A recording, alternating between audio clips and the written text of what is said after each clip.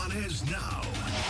Watch the show statewide on SWX Montana Television. I like football! Now here's your host, Coulter Nuanez.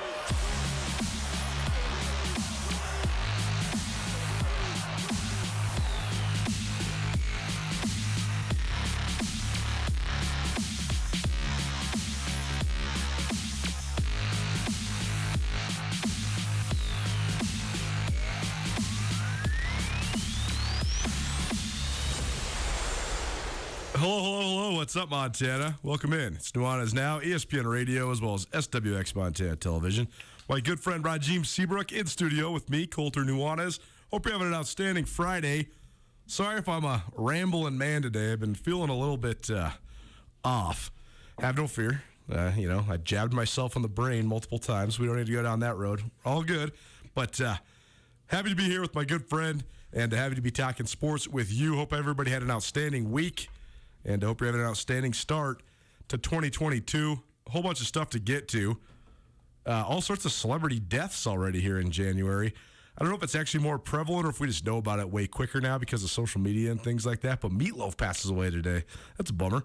And Louis Anderson, famed comedian, also passes away. So that in addition to Betty White earlier this month. So Sidney Poitier? Yeah, absolutely. That's a big one, man. Absolutely, especially for people of a certain age. I mean, he was a transcendent talent back in the 60s and 70s. So life well lived for all those people, though. So that's how we choose to remember people around here. Going to talk all the way around the world of sports today. Big night of college hoops last night. We haven't said that in a while because it seems like there's always at least one of the Montana schools, either the men or women's teams, getting delayed, postponed, canceled, whatever. All four of the Division I teams from the state of Montana played last night. So we'll take you through all those results. The best news for any and everybody that follows the Montana teams, they all swept. Everybody won last night. So a good beginning to the weekend for the Montana schools. And 4 more big games coming up on Saturday. We're also going to talk some high school hoops. We're also going to talk some NFL playoffs. We got a Footy 15 from our good guy, Andrew Houghton, our producer here at ESPN Radio. Talking around the world of soccer, specifically club soccer here in the Missoula scene. We're also going to talk some Grizz and Bobcat football. Sort of a similar conversation I've had with several of our contributing guest hosts around here. It is the offseason, so what are the strategies to approach this day and age with all these crazy transfer rules? But more importantly, what sort of personnel, regardless of where they come from, do the Montana Grizzlies and the Montana State Bobcats need? Because I think that we saw a full display, Frisco, Texas, earlier this month, who everybody's trying to catch. It's pretty obvious. It's pretty obvious what the bar is. So what can Montana State do to continue to close the gap, including the addition, we have an interview with an addition that's already been made. That's Jaden Dawson, a guy who's a grad transfer from Idaho State, a junior college standout who got recruited by a lot of the schools in the Big Sky Conference. Our guy Andrew Houghton actually lived in Pocatello for a couple years before moving back here to Missoula to help us out here at ESPN Radio. And so he was familiar with Jaden Dawson when he was getting recruited at Idaho State. And then I, sort of coincidentally, sat down with Jaden Dawson earlier this week. We are going to be catching up with all the recruits for both the Bobcats and the Grizzlies next week. But one, to get that series kicked off, Jaden Dawson, because I was down at SWX Montana recording some stuff on Tuesday, and Jaden came in to do an interview with Sean Rainey. So I was like, well, you're already here. Let's just bust that little radio segment, too. So we'll let you get to know Montana's new cornerback, Jaden Dawson, a grad transfer from Idaho State. And then, of course, second hour, we're going to continue to talk NFL playoffs. The NFL conversation this first hour will be the weekend that was, and the second hour, the weekend that will be. A ton of good games this last weekend, a couple of stinker games this last weekend as well. But I think that this upcoming weekend's slate is going to be dynamite. I think this is going to be awesome. You want to stream the show? You want to listen on your mobile device, your computer, tablet? You can always go to the station website, 1029ESPN.com. Click on Listen Live. You'll find the stream. You can also watch us alternatively from your SWX Montana television on YouTube. Nuanez Now. Just go ahead and subscribe to that. You'll get alerts whenever the show is coming on. And great way to stream the show if you want to watch or listen or both. And if you want to be a part of the show, You can. 406-888-1029. That's 406-888-1029. Coming up in here in just a minute, we have another 4-pack of tickets for you to the Lady Grizz. Lady Grizz play tomorrow afternoon, 2 p.m. against Northern Arizona. A good NAU squad. Got off to a 4-1 start in Big Sky play. They got drilled last night in Bozeman. We'll get to that in just a minute. But a really talented squad led by one of Montana's favorite daughters, Lori Payne. She is a Havre native who's been at NAU for 5 years, but a former University of Washington standout All-American there as a player.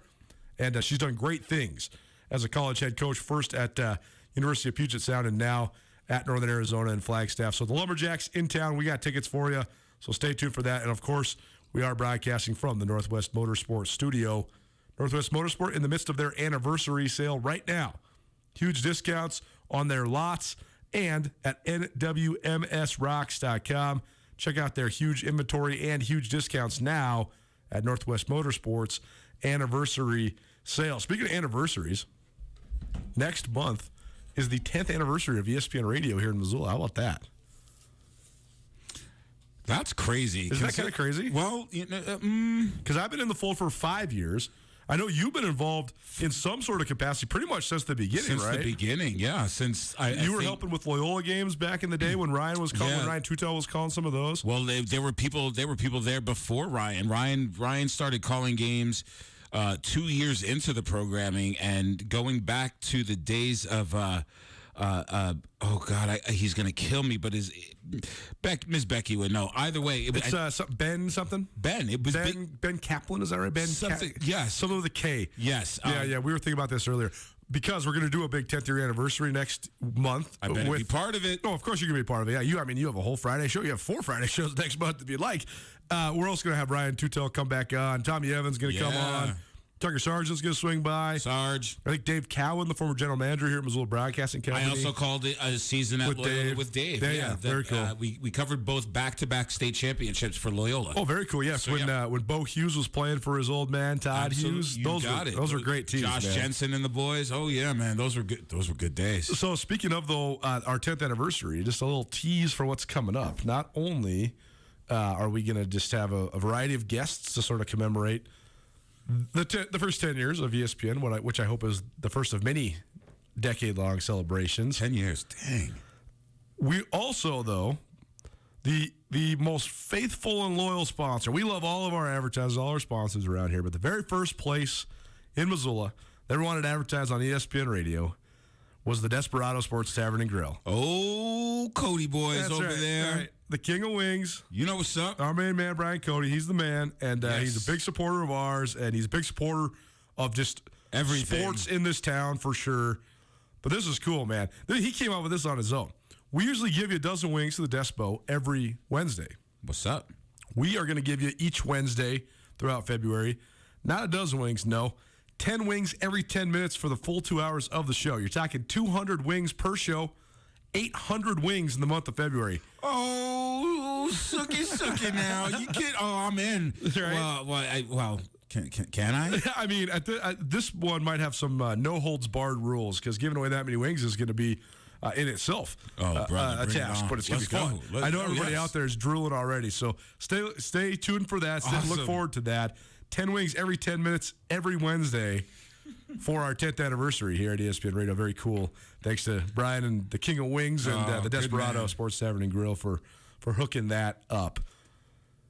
Last time you were in, you were getting prepared for a long weekend. Martin Luther King Day was on Monday. Yes, sir. We worked here at ESPN Radio, but I did a little monologue, and we played. I listened. We played "I Had a Dream," the speech, of course. Yes, I think it's important for people to remember. Plus, it's just an unbelievable piece of audio. I mean, not only for its eloquence, but also for how concise it is. I mean, it's 6 minutes and 42 seconds, and it's just fire. I mean, it's not too long, it's not too short. It's just wonderfully, beautifully done, and something that I hope resonates forever. But we will always play that on Martin Luther King Day here at ESPN Radio because I do think it's very essential. But you were involved in a bunch of stuff for MLK Day, so tell the folks, what were you up to on Monday? Oh, man, just trying to stay grounded and appreciative of that man and many other men and people in general that came before me. That allows me to sit here and across from the table and talk to you, my friend. It was a day of reflection. It was a day of exposure for my son. It was a day of helping, not helping, but was already in the pre-plans with Empower Montana, which was made up of several entities to help put on a great online MLK Day celebration during the evening of. Well over 100 people were in attendance. It was good to see. I know numbers would have been higher sans COVID, but it's for me it's more MLK gave his life for a great many things, but there were so many more people, and that was my big challenge for this week and for my organization that I do a lot of great equity work with and for, to challenge to go beyond MLK and remember those who are still fighting the good fight, and to realize that civil rights, it's not just a black-white thing, it's a human thing. Totally. And once one person or a certain ilk of people civil rights are violated, everyone is impacted indifferently and negatively. So it was a day of reflection, education, exposure, and sadness, because part of, as you just noted, that 6 minutes and 42 seconds of that speech, how much of that is still prevalent till today. Yep. And the fact that so much of that resonates in the year of 2022 is powerful, sad, and intriguing all in the same breath. It's a stark reminder for both how far we've come and what a wonderful thing that is, and how far we still have to go. Absolutely. There's no doubt about it. And I know that the way that a lot of national broadcasting has gone, and the way that the world has sort of gone when it comes to cable television in particular, there's so much inflammatory talk. There's so much, right? People are using the emotion of the viewer a lot, and I'm not here to give a full commentary on what I think of all of this stuff, but I do think that some of it is disingenuous, even if it is, in its essence, in its entry point, the way that they have good intentions, but a lot of times the delivery is poor. But the thing that I always remind people around here is that, first of all, civil rights, civil activism is a very important thing, no matter who you are, no matter where you're from, and no matter where you're going. But I also think that oftentimes there are displays of civil rights that are very peaceful and very non-obtrusive, very not in your face. You don't even know you're really watching it. And that's what I always think of when I watch sports, particularly college sports in Montana, because I do think that there's a distinct socioeconomic, social, cultural, and racial dynamic to watching the sports teams for Montana and Montana State, because you do have a whole variety of kids from a whole bunch of different backgrounds, particularly in basketball, because there's so few in-state recruits on the basketball teams, particularly the men's team. You got guys from not only all over the country, but all over the world. Great, great differentiation in their backgrounds, yet they're the best of friends. And I think it's such a great example of how multiculturalism works. Like if you go to a Grizz basketball game, you're going to watch Josh Bannon and DJ Carter Hollinger walk off the court together every game because they're the best of buddies. And one dude is from, the inner city in Oakland, and the other dude's from Melbourne, Australia. Like they would never, ever, ever, ever meet each other unless it was for University of Montana men's basketball. But that's cool. And to me, I always try to think, this is sort of a display of civil rights activism, the display of the opportunity that has been provided because of guys like Martin Luther King that sort of set the stage now for the multiculturalism that exists even in our communities through the lens of college sports. I think that's a beautiful, and I would dare use the word poignant point, Coulter. I think that sports, much like music and the arts overall, are circles that bring people together, and I don't know if we want to use Missoula, Montana as a microcosmic dot to look into. Sure. Just from a team, it would be, that's a very interesting. I don't know. My inner sociologist is like clicking along with that, because now that I'm going up and down the bench, I think you hit the nail on the head. But not to digress too far away from what we're talking about. Sports.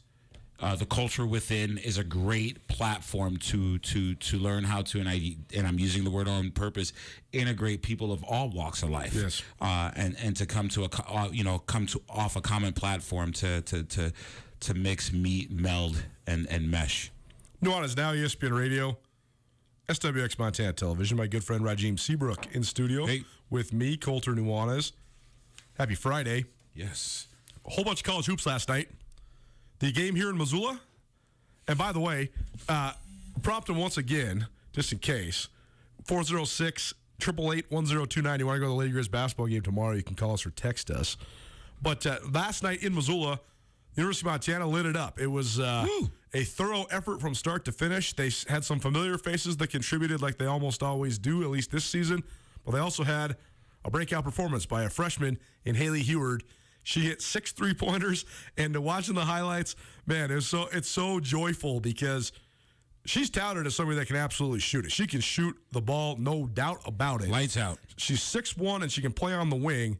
But it was just so fun watching her because all the highlights, she's just laughing and giggling. Just smiling, having the best time ever. But Lady Grizz pull out a 93, I shouldn't say pull out, they roll to a 93-57 victory over Portland State. Lady Grizz shot almost 50% from the floor, 42% from three, 17 offensive rebounds. They sliced and diced that Portland State zone inside, outside, in the middle, all the way around. Our guy Andrew Houghton was there on behalf of both ESPN Missoula as well as Skyline Sports. So take us through it. I mean, I thought your game recap, which, by the way, on SkylineSportsMT.com right now, you can go check it out, was very good. But sort of the intricacies of what opened things up for Haley Heward actually started inside. Yeah, Coulter, it's a stretch sometimes to say anything or to take anything out of a 35-point win. But I thought there was a lot of interesting stuff that the Grizz did there. I mean, that Portland State zone has sort of been their calling card since Lynn Kennedy has been there. And, of course, with his longtime assistant, Chelsea Gregg, taking over, they stayed with the same game plan. And it's a fearsome defense to go against, Coulter, when it's really working well. Because they've got a bunch of long girls, and they always have the big shot blocker in the middle of that 2-3 zone. Well, they don't quite have that talent anymore, or this year with Lynn Kennedy leaving. And Montana really took advantage of that. I mean, they went inside early. They forced Portland State to crash down. And here's the thing about that Montana team, Coulter. They've got some great passers. They weren't either posting up in the zone or shooting from outside. They were hitting cutters, slicing through that zone, opening it up, getting easy buckets inside, and that just forces everybody to crash down. Opens it up for the three-point shooters, and Haley Heward really took advantage. It was great to watch her. The passing element is an essential one, and I think that Montana the Lady Grizz have been so disjointed on offense the last couple years. It was the most perplexing part of the on-court portion of the Shannon Schwain era. They were almost devoid of any sort of movement. Like their motions and stuff were just stagnant. It was so strange to watch, particularly from having watched the Lady Grizz for my whole life. And what did Robin Selvig do? You play tough defense, you win the battle of the boards, but your execution on offense is sharp like a knife. And they were really not that, but they look way more like that now. And I really think it adds to the visual appeal of it all, but it also just adds, 17 assists on 32 makes and you shoot 50%. That's about as efficient as you're going to get in a conference midweek college basketball game. Well, I like to break that stat down even more. If you're getting that many assists, you know what? You're also getting a lot of rebounds. And if you look at some of the stats last night, there were. I think Abby was in double digits, had a double-double. And Abby Anderson, 14 points, 10 rebounds. Bingo. And there were several other girls that had, 7, 8, 9 rebounds respectively. Yep. And when you're doing that, you can push the ball, get out in transition, and get those easy buckets, or set up a half-court offense in which it's 1 or 2 skip passes, buckets, and that's exactly what was on full display last night. Haley Heward, the leading scorer, once again with 18 points, but Sammy Fatkin had 16 points and 7 rebounds. Her move, she can play both guard spots. She can play the 3. She was playing the 4 a little bit last night, too. And that gave them sort of this Golden State Warriors, like, lineup of death type thing because then you can spread the floor so much.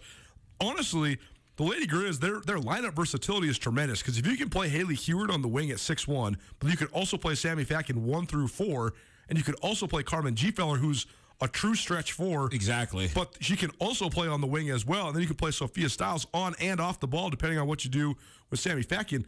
That's a pretty devilish lineup, man. That's very versatile and athletic. Well, what it also does is it takes away the element of surprise for what you'll see defensively. If you can get 2 or 3 of those aforementioned combinations going, Coulter, defensively as a coach, you can't adjust because now your people are out of position, not because they're out of position physically, position per position, you're not matching up well, and then it becomes a lights out thing for the Lady Grizz. Sophia Stiles led the way with 5 assists of those 17 assists. It's Nuanez now, ESPN Radio, SWX Montana Television. I'm Coulter Nuanez, Raheem Seabrook, in studio with me, Andrew Houghton, and Jeff Safford, both in the back. Appreciate those guys for sitting back there and guiding us through this show. Andrew, the other guy I wanted to ask you about, because we're going to talk a lot about that starting 5 I just talked about. I do think it's one of the most talented in the league. But a young lady who's joined us on this show twice. And by the way, A+ as a comedian. I mean, she came locked and loaded, making fun of her assistant coaches, like just ready to roll. She's only a freshman. I was like, this girl's got some courage. If you're willing to like put your coaches, spunk. If you're put your coaches on blast, and then they're texting in saying how much they love it because they think you're so funny too. That's pretty good. That's good stuff. But Danny Barsh, the Montana Gatorade Player of the Year last year at Helena Capital, led the Bruins to multiple state championships in both volleyball and basketball. She had 9 points and 7 rebounds. I know when I got home last night, I asked you what you think, and that was the first name that you mentioned was Danny Barsh. So tell the folks, I mean, what's sort of the early scout on the freshman from Helena? Yeah, Coulter, eye-opening, I would say. And you're not looking for too much because you know she's a true freshman. Yeah. And that's why it was so impressive. And you know, she's got all the tools, right? She's 6'3", 6'4", great athlete, as that's been proven by her high school success. So when you see somebody like that playing and getting some minutes in their freshman year, you're really not looking for too much of a checklist. You just want to see, can they handle themselves? Are they getting scared out there? Does it look like they have the athleticism for it? And she really does. And more than that, she's smooth. She's not just a great athlete. Yeah. She has a good sense of her body, you know? And a lot of times that's so tough to come for these young kids who are, you know, gangly like she is and tall like she is. And she just has it together. Really good hand-eye coordination. I mean, she had one where she grabbed an offensive rebound, and this was sort of a theme for them last night. They dominated the offensive boards, like Regime mentioned. Grabbed the offensive rebound, sees Abby Anderson cutting underneath, dump off pass to her. It's just a nice play. It speaks to her basketball sense, her hand-eye coordination, everything you want to see from those young kids. So really impressive. Well, that's the other. No, it's so true. Her athleticism, the fact that she was an all-state, three-time all-state volleyball player and a standout in track too. So often when you get young ladies of that height in the Big Sky Conference, they're several years away from even being able to function athletically on a basketball court because they just haven't grown into their way of moving like Andrew was talking about. That's where Barsh is sort of next level. And Montana State has a very interesting prospect as well in Lindsey Hine. She's 6'6". When I first saw her play when she was a junior in Forsyth, I thought, wow, she's so far away from being able to play at the college level. There's no way she's going to be able to play without fouling. Well, she developed umpteen times during her senior year, and now she's a contributor as well. But the athleticism that we're seeing out of some of these post players at a young age, that's the difference, right? Because so often the young ladies that would land here at that height, they'd be projects. They'd be several years away from being able to play. Well, that's a testament to, you know, coaches saying play multiple sports. It well rounds your games in so many different aspects. The other thing that we're seeing, and I just want to go back to Danny. When I used to coach, I coached at Hellgate. Yes. She was well above. She was a woman amongst girls 4 years ago. Right. And the same thing, like, how do you game plan for that? Because of the fluidity, the court vision, the maturity that this young lady possesses. But then going back to the overall general scope of things in the young athletes of today, the ability to close the gap on of areas of progress for athletes is at an all-time high. Yeah. Kids are engaging in better nutrition, better diets. They're training more rigorously. They're training more sports specific. There's just more opportunities for kids to constantly stay on their games. And I tell you what, as you sit here on this beautiful Mac computer, technology has helped as well. So kids can learn how to get better just by looking in their screen, chiming in, and just duplicate, replicate, emulate everything that they see. The dawn of the new athlete, it's crazy. When I look at my son at 9 years old and his peers and what they're able to do, it's like, how are you this good this early? Totally. It's ridiculous. This is the argument my brother and I always have, though, because I went down the rabbit hole of watching all the NFL's top 100 last summer. It was when my roommate had moved out. Andrew had not moved in yet, and we were like in the transition where there was no cable, and I'm like, well, it's July. I don't need any cable because there's nothing on. So I was just watching stuff on my phone for a minute to wind down before going to bed each night or whatever. So I was just watching the top 100. And it's the inevitable argument of, well, those guys could never compete with the receivers and running backs and things like that in the game today. They're nowhere close to the athletes. But then the opposite side is, I do think that the skill development, athleticism, acceleration is so profound right now. But I do think that the toughness and fortitude of yesteryear is still so much. So that's what I always say. Like, if those dudes had this training and that same mentality, that is how you get all-time greats. One of my favorite arguments, Jerry Rice, to me, hands down the best receiver of all time for multiple reasons. Yep. Not the fastest guy. No, 4.6 at the combine. Right? You give him the same speed and agility training that someone like Tyreek Hill had. Right. Like Jerry DK Metcalf running in SEC track facilities during the springs. Come on, son. Yeah. Like it's lights out. Like Sure. if it's a different ball game. On the flip side, though, as much as these guys now work out, there's nobody that's working out like Walter Payton and Jerry Rice. I mean, no. You're talking about 100-pound sandbags up and down the hill for 10 hours a day. For real, but I'm just saying that's just, straight hump strap beast in it. Yeah. Like, you add that science and technology to someone like Walter Payton. Are you kidding me? Oh, come on, man. Nuanez now, ESPN Radio, SWX Montana Television. I'm Colter Nuanez, Raheem Seabrook joining me in studio. Happy to be here with you on a Friday. Hope you're having an outstanding end to your week. On the road, out on the West Coast, the Montana Grizzly men's basketball team, they squeezed out one. It was nowhere near as fluid or entertaining as the Lady Grizz game. It was a slugfest, which is an interesting deal because Portland State, for a long time, under both Ty Geving and Barrett Peary, they run this full-court press. It's almost like the mid-'90s Arkansas teams, 40 minutes of hell, Nolan Richardson style. They're still playing that style, Portland State is. But for whatever reason, last night's game just turned into a slow-down drag. The Grizz, though, they do emerge with a 66-64 victory. It wasn't easy. It wasn't pretty. But it's funny because I thought to myself, man, that was an ugly game. That was not very fun to watch. Mm-hmm. And I thought to myself, but the Montana Grizzlies won, and the guy who doesn't care one iota that it was ugly or a grind is the head coach of the Montana Grizzlies. That's Travis DeCuire. In his postgame press conference, he said, hey, I've been preaching to these guys for 2 months how making shots is not how you win games. You're going to make shots or miss shots sometimes. Mm-hmm. How tough are you? How many stops can you get? And they got endless stops last night. So great defensive effort by Montana. Josh Bannon leads the way, 22 points. He had the 2 game-sealing free throws with 14 seconds left. But pretty funny because I did hear from some of my Grizz followers that were saying, oh, man, this was an ugly game. Man, the Grizz just aren't very good on offense. And I said, hey, it wasn't pretty, but guess what?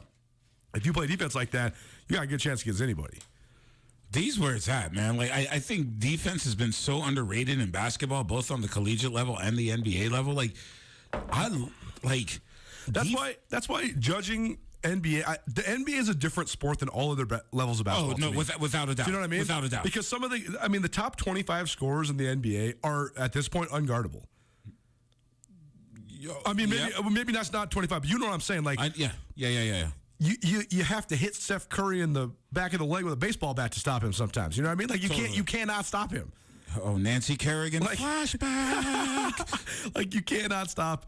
When James Harden gets it cooking, you can't stop him. True. Like, you can't stop these guys. So I totally agree with your premise, though. Like, great team defense, communication, all this stuff is the key on all levels of basketball. But the NBA, it really is just about, do you have one of those 10 best scorers, because those guys can score against anybody at any given time. So to me, I love seeing defense. That also means that they're playing together as a team. Yeah. When you have some of these affairs, that's kind of those. At the end of the game, you're looking around the locker room. You're like, man, we won as a team, and we didn't win as one or two individuals taking us to the promised land. And for for some of the components and the cogs on the wheel of this iteration of Grizz basketball, team defense is a good thing for them. That victory lists Montana to 5-2 in conference play. Bingo. So they are rolling right along. In Bozeman, the other game in the state of Montana, a phenomenal effort by the Montana State women's team. This team was really up and down for the first portion of this year, and then they had a COVID issue within their program that had them caused them to miss 16 full days. They were on a 3-game losing streak going into that COVID delay, and so they come out of it, and now they have this stretch where they have 4 games at home in 7 days. But last night, they got one of the best wins in the league so far this year. They drilled Northern Arizona 88-73. That NAU team only has 1 league loss coming into Bozeman, and they were dynamite. They were lights out. The main news brief out of this one, Darian White, Montana State's, I'm just going to call her an All-American because I do think she's going to be an All-American before her career is over. She was an honorable mention All-American a year ago. I do think she's that caliber of player. But she had 16 points, 7 rebounds, but she also won over 1,000 points for her career. So crazy accomplishment for her, over 1,000 already, even though she still has half her junior year and a full senior year remaining. But other than White, I mean, White is tried and true. I mean, 16 points is her season average. She's going to get you 5+ boards, 5+ assists every single night. She's the best point guard in the league. But for Montana State last night, it was everybody else. Caitlin Lombardo and Leah Beatty each stepped up to drill 3 3-pointers each. Maddie Jackson came off the bench to drill a couple triples. She had 10 points in reserve action. And MSU goes 10 of 22 from 3. And they also were dynamite from the free throw line as well. But the Bobcats win 88-73. They got that Portland State team, which has not won a league game yet, coming to town. That's a welcome arrival for Montana State because then they host the Lady Grizz on Monday. So a good majority of our show Monday will be getting you prepped up for the Montana State-Montana women's game in Bozeman. But a big win by the MSU women at home in Bozeman last night. And then your final result from last night for the Montana schools in the Big Sky Conference came in Flagstaff. Montana State went on the road against Northern Arizona, and they were in full control of this game. They're up 20 points most of the second half. They sort of had a letdown and let NAU come all the way back to cut it to 2. But then Montana State ends the game on a 12-2 run, and they win going away 89-84. So the Bobcats get a 5-point victory in the game. They were up 15 points at halftime, but a good win nonetheless. It's a weird place to play, a tough place to play. Bobcats shot the ball exceptionally well. They were 55% from the floor. Xavier Bishop, without Amin Adamu, he was a late scratch because of what they said was health concerns. So you can read between the lines there. COVID! And so Xavier Bishop carries the way for the backcourt for MSU, plays all 40 minutes, has 26 points and 6 assists, the best game so far of his senior year. Jabril Bello had 14 points and 11 rebounds. And Tyler Patterson, an in-state product, a kid from Arizona, has 14 points and hits 4 3-pointers as MSU goes 9 of 19 from deep. So that means right now, after all 4 Montana teams won this last weekend, the Lady Grizz and the Lady Bobcats are both 4-2 in conference play, and the Montana State and Montana men are each 5-2 in conference play. So we got ourselves some contenders across the board for both men's and women's basketball in the Big Sky Conference race this season. We're not going to get to the NFL playoffs right now, but we will talk a lot of NFL playoffs in hour number 2, so keep it dialed. But instead of football, how about some football? We're going to talk some soccer. Our Andrew Houghton reviving his Soccer and Snow and Smoke podcast. We got an excerpt from it. It's the Footy 15, talking soccer here on ESPN Radio. Keep it right here, 102.9 FM, Nuanez now. Jake Dubeck knows people, and because of his gift of getting to know anyone he crosses paths with, Jake Dubeck understands what makes Montana so great. The Montanans. Whether you're looking to buy or sell real estate in the Helena area, Jake Dubeck should be your first call. Any questions you might have, from the accelerating Montana real estate market to knowledge of the neighborhoods in and around the capital city, if you're in the Helena area, call Jake Dubeck at 406-465-5506. Jake, proud supporter of the Montana State Minute with Danny Sprinkle. Montana brings a variety of reasons to get outdoors. Gear up at Bob Ward's Sports and Outdoors, Montana's largest sporting goods retailer. For over 105 years, Bob Ward's has been committed to providing outstanding customer service, merchandise selection, and value. Bob Ward's has every brand and everything you need to run, climb, hunt, hike, camp, fish, ski, paddle, everything you do outdoors. Open 7 days a week in Missoula, Bozeman, Butte, Helena, and Hamilton. Or online 24/7 at bobwards.com. Gear up at Bob Ward's, a Montana tradition of adventure since 1917. Paul Ryan is a name that's been synonymous with law around the Garden City for decades. And Paul is excited to announce the expansion of his firm to Ryan, Holloway, and Miller. Paul Ryan, Nate Holloway, and Angie Miller have a fierce love for their community, and they want to help you with any of your legal needs. From auto accidents to medical malpractice to wrongful death or any criminal defense, Ryan, Holloway, and Miller should be your first call. When it comes to personal injury or criminal defense, call Ryan, Holloway, and Miller today. Ryan, Holloway, and Miller, your Montana attorneys. Florence Coffee Chai satisfies just right when the winter months come to Montana. Black tea with spices, steamed milk, and a touch of sweet combine into a soothing, full-bodied blend. Whether it's spiced, vanilla, chocolate, apple, or even no sugar-added vanilla, we have a chai waiting for you at any Florence Coffee location. And be sure to visit us at florencecoffeeco.com. The best flavor under the big sky. Florence Coffee Company. Did you know that Missoula Bone and Joints Urgent Care is the only specialized orthopedic urgent care in Missoula? What this means is the next time you break a bone or injure your joint, you can skip the ER and walk in with no appointment and be taken care of by our orthopedic specialty team. We have x-ray, casting, and bracing available on site, and we are currently open evenings, weekdays, and Saturdays. Missoula Bone and Joint. Quality care from people who care. Last week on the ESPN Roundtable, new MSU Northern head football coach Jerome Sowers. I ended up resettling in Portland and then got a call from the administration at Montana State University Northern to see if I'd be interested in looking at their position. Yeah, not sure what I would see or find. What I found was, in my opinion, a diamond in the rough, an absolute gold mine. Tune in to the ESPN Roundtable every Wednesday in the 5 o'clock hour on Nuanez Now. The ESPN Roundtable is brought to you by Paradise Falls. ESPN Missoula Sports Center. Behind the red-hot shooting of a rookie, the Montana Lady Grizz got back in the swing of things enthusiastically on Thursday night. Hello, I am Colter Nuanez. In their first game since January 6th because of COVID protocols, the University of Montana women's basketball team came out firing against Portland State. The Lady Grizz scored at least 20 points in all four quarters and shot 42% from beyond the three-point arc, led by freshman Haley Heward, nailing 6 triples on the way to a game-high 18 points, to lead Montana to a 93-57 win over the Vikings. The victory boosts Montana to 4-2 in Big Sky Conference play. The Grizz men had to grind out a victory on the West Coast Thursday. Montana did not take a lead until 32 minutes into the game before using a 13-3 run to seize control. Josh Bannon, who finished with a game-high 22 points, hit 2 free throws with 14 seconds left, helped UM emerge with a 66-64 win over Portland State. Montana's now 5-2 in league play. Flagstaff, the Montana State men, kept pace by mounting an offensive outburst. Behind 26 points and 6 assists from senior point guard Xavier Bishop, MSU earned an 89-84 win over Northern Arizona to move to 5-2 in league play.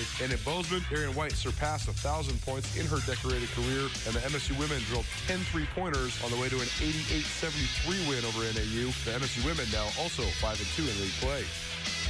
This 102.9 ESPN Missoula Sports Center is brought to you by Aspen Sound.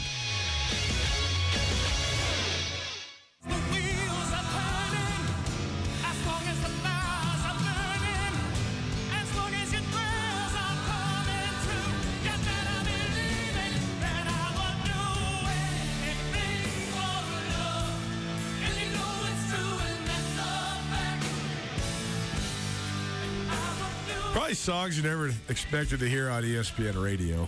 It's not that I don't like this. I actually love this song. It's just not really a sports theme song. But Meatloaf, a man who occupies a very distinctly unique place in music history and lore, passed away today, age of 74.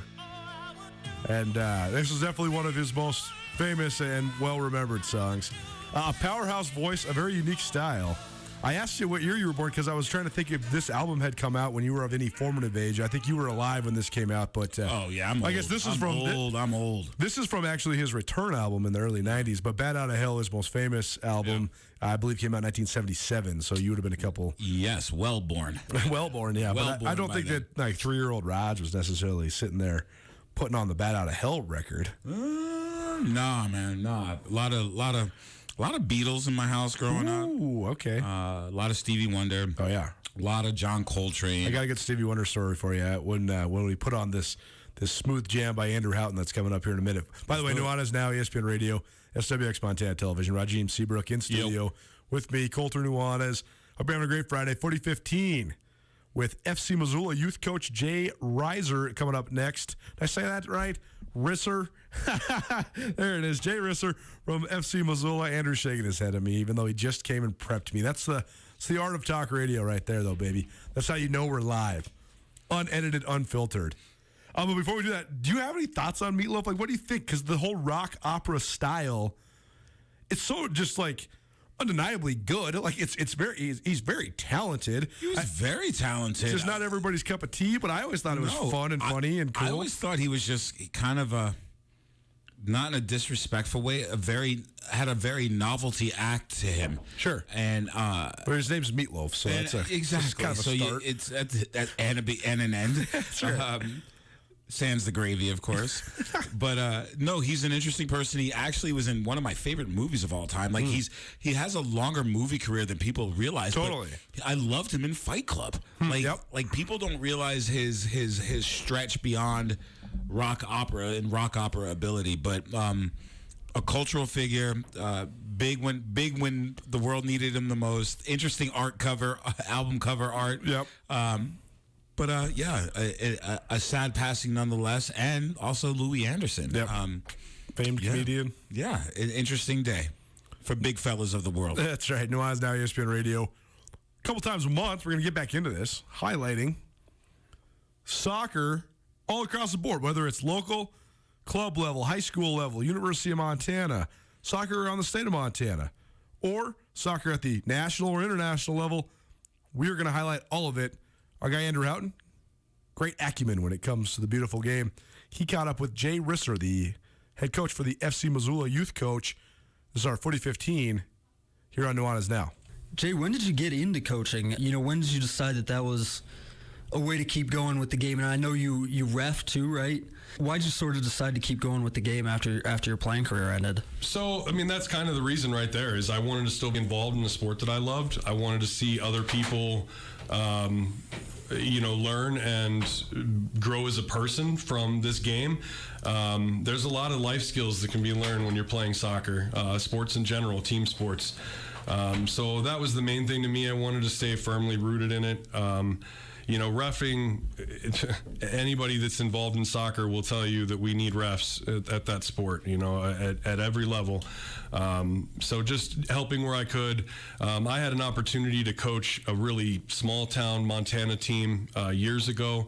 They were like a recreational team. And that was when I first realized, I'm like, man, I feel like I have a little bit to offer here, especially to younger kids and just kind of teaching them the basics of the game. And so I wanted to do that. And like I said, my daughter finally came to a point where she wanted to get involved in soccer. And so I jumped at the opportunity. I thought, hey, you want to play? I'll help coach. Like, let's do this.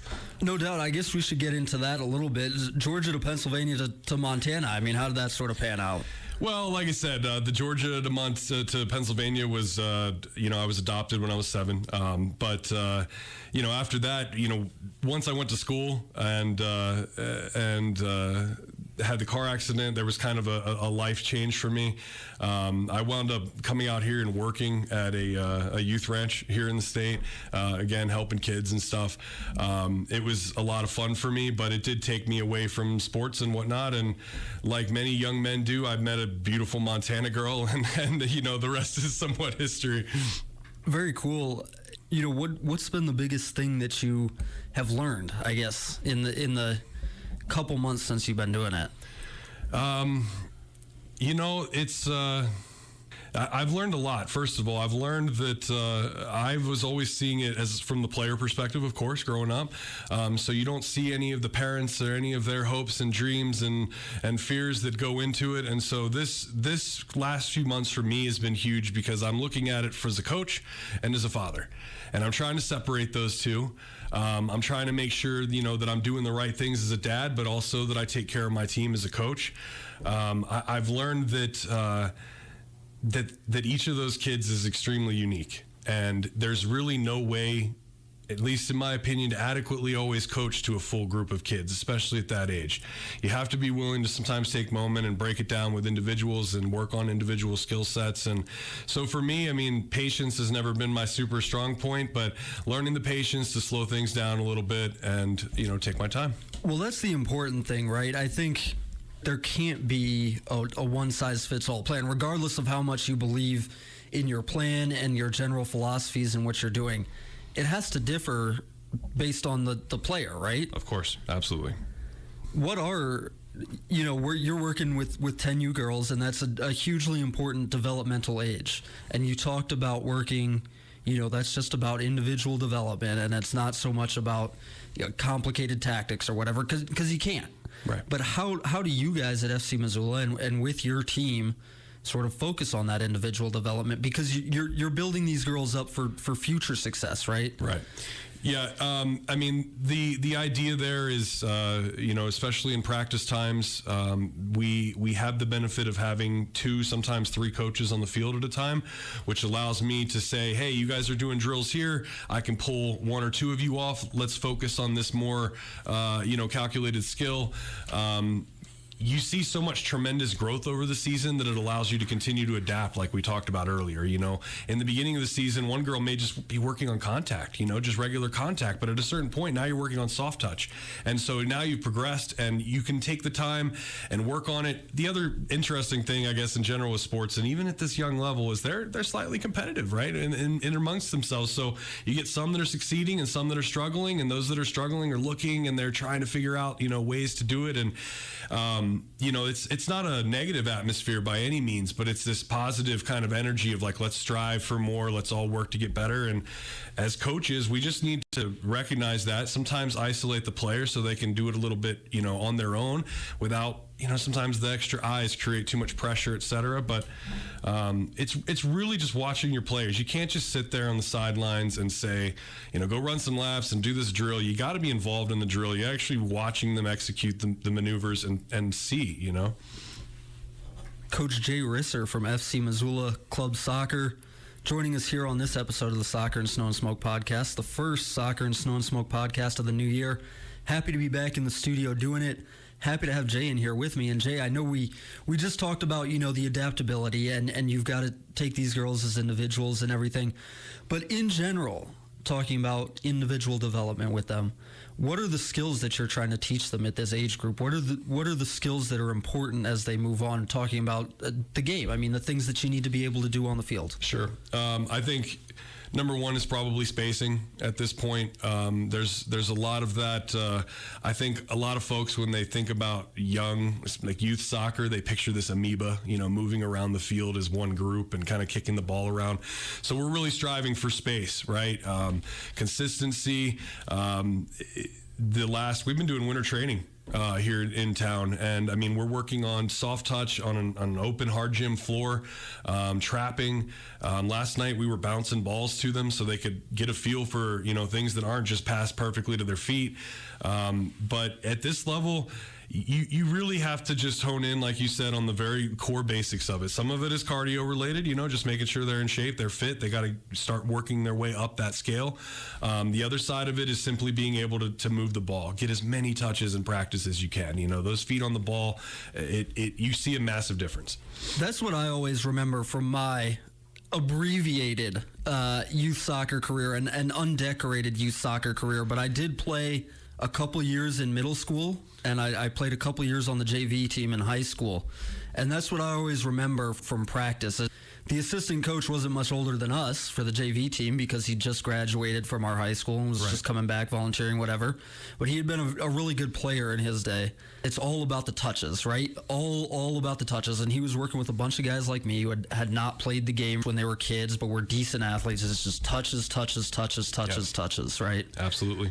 What have you thought just in general about the state of youth soccer development in America? I've talked about this with a lot of people. It's a big sort of issue and a flashpoint in the community, right? Because American youth sports development generally, this is the stereotype that you always hear at least, so focused on winning. And you see that with like AAU basketball or travel baseball. And, soccer in general has a development model that has not been focused on that. That's the development model that's imported from overseas, from Europe and South America, where the focus has been on development, and that's been a proven successful model. So you have those two philosophies sort of coming up against each other. What have you thought of that dichotomy from being in it, from being around it? I mean, it's an interesting idea, really.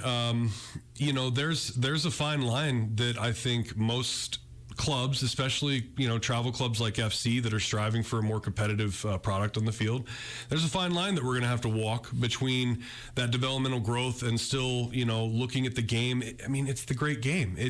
We're supposed to be able to drop a ball and play anywhere we want. That's the goal of soccer at the end of the day, is to just get kids out there and playing. Now, along the line, we're going to try to find a competitive, angle of that. Of course, we want to grow both as a club. We want the kids to grow as soccer players and as people. I don't think there has to be a hard line set. I think it's okay to flirt with both of it. In one season of it, and especially at my level, I mean, just to be fair, the U10, we're not super focused on on competitive nature, right? But at the higher levels, I know those coaches. I know some of the older, teams coaches, obviously, and although they do strive for excellence on the field, they're striving for excellence in their players too, and they're looking for a good balance of, these kids going out there and having fun and having a good team environment and learning life skills of working with other people, et cetera, with learning how to be a great soccer player. Let's talk a little bit about your club, FC Missoula. What's the structure there? I mean, how many teams do you guys have, and how does it all work? So right now, I believe we have about 9 active teams. It fluctuates, season to season, depending on registrants and availabilities, et cetera.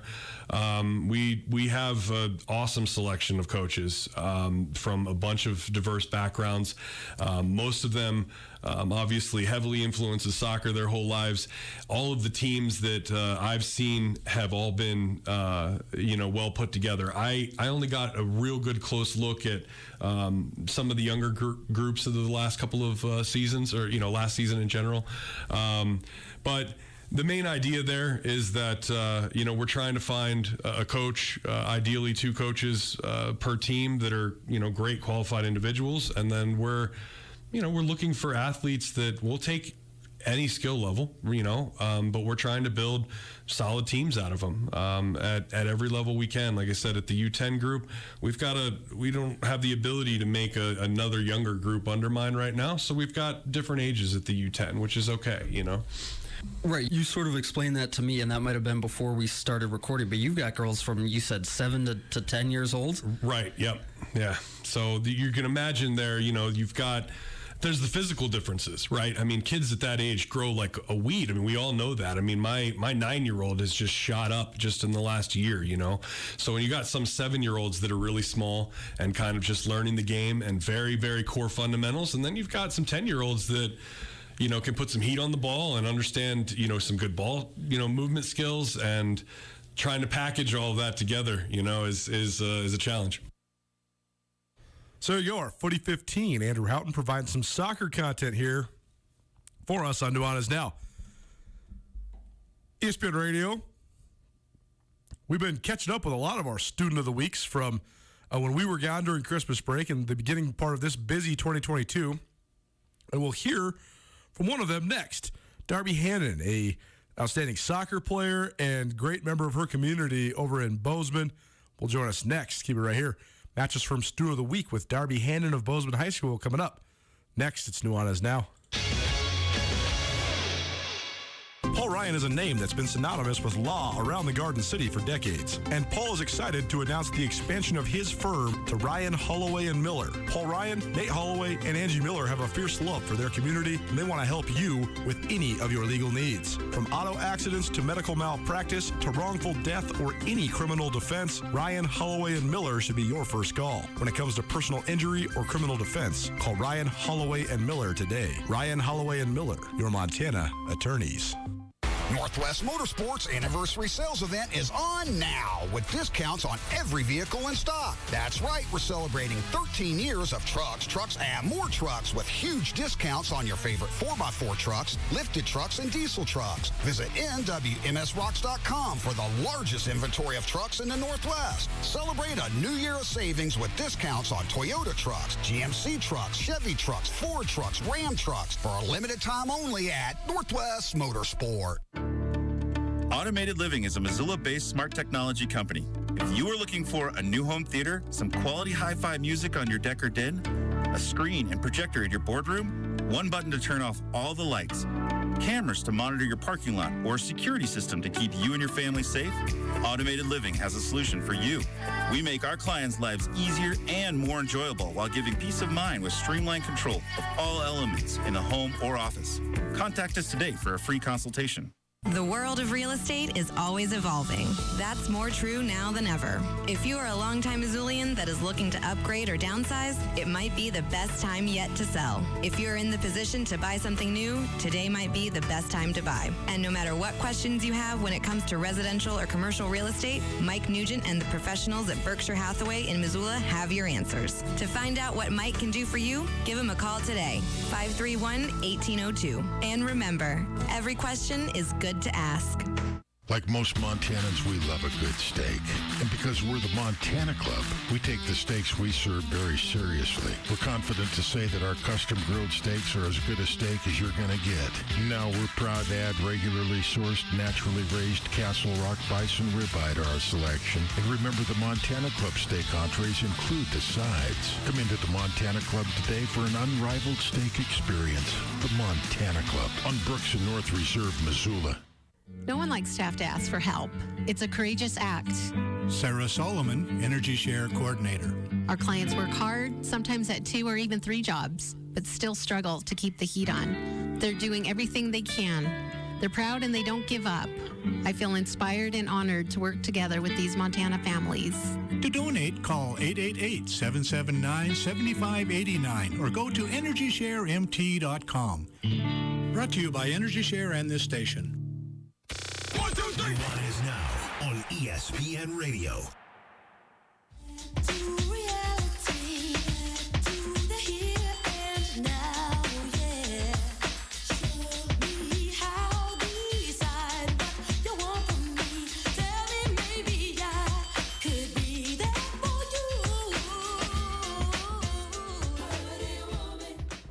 Well, happy now to continue one of our favorite series.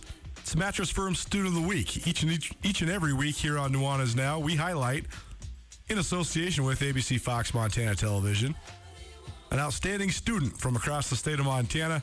Doesn't necessarily have to be an athlete, but involved in some sort of extracurricular, whether it's, the marching band or gymnastics or football, soccer, basketball, all of the things, any extracurricular, and also somebody that's involved in the community. That's the perfect student for us here for Student of the Week.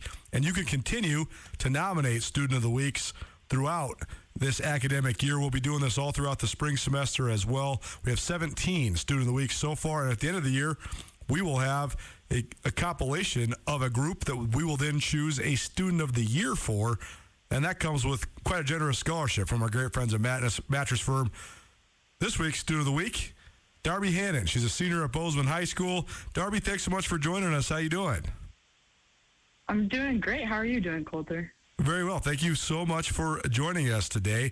First of all, I've asked this to a lot of the students at Bozeman High School and at Gallatin High School, too, because I lived in Bozeman for about 8 years, and it was always a one high school town when I lived there. And now another AA high school in Gallatin High, and also Belgrade, which is just, 10 minutes away from Bozeman, also has a AA high school.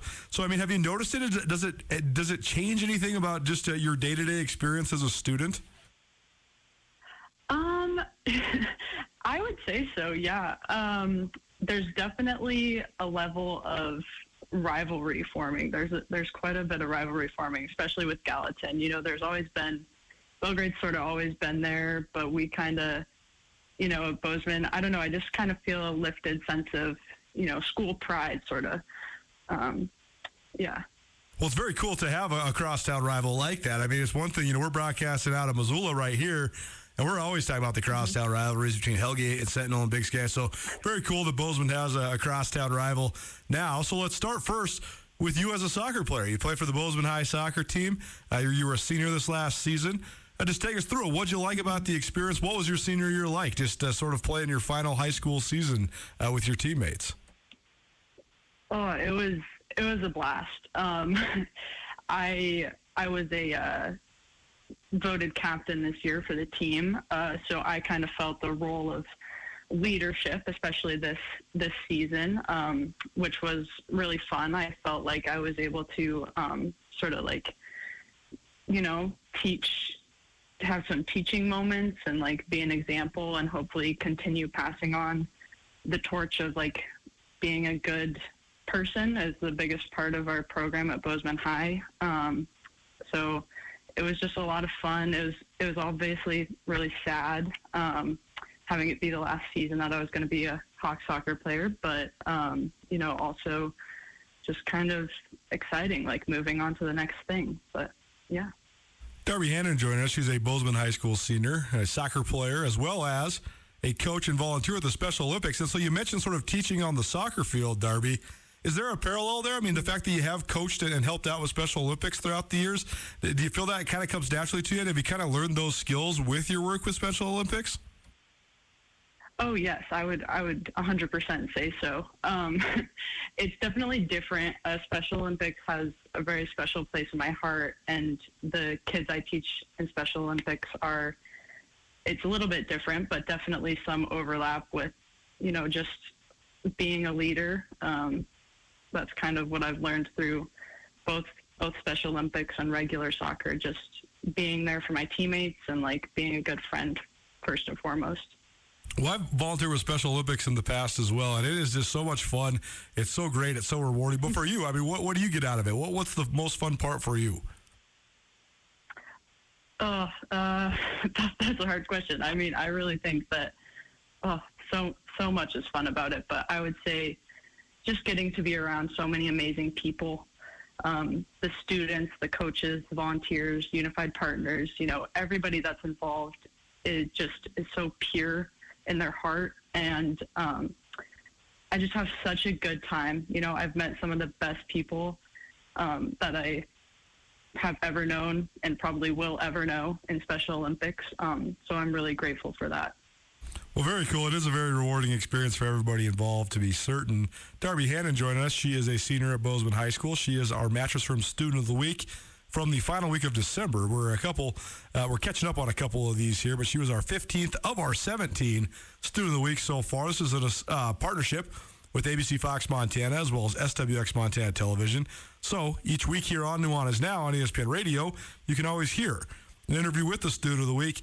And Darby, how about upcoming in the future? First of all, do you play any other sports? Will you do any other sports here for your senior year? I am not planning on it. Soccer has been my main focus. I'm volunteering for Special Olympics. I did basketball Special Olympics, and I'm doing bowling right now. And then I'll do soccer in the spring for Special Olympics. But just for myself as an athlete for the high school, soccer will probably be it. Well, very cool. How about in the future? Do you have any idea what you want to do after high school? Yeah, I know that I would like to go to college. I've been going through that process right now, applying to schools, getting accepted. I'm looking to get recruited to play college soccer. That's, been part of my life right now, seeing if that'll work out at any of the schools. But, I don't have a really solid plan. I know I would like to possibly go into studying special education just because I've loved Special Olympics so much and working with the kids. But, we'll see what happens. It's always, I don't know, it might change, but yeah.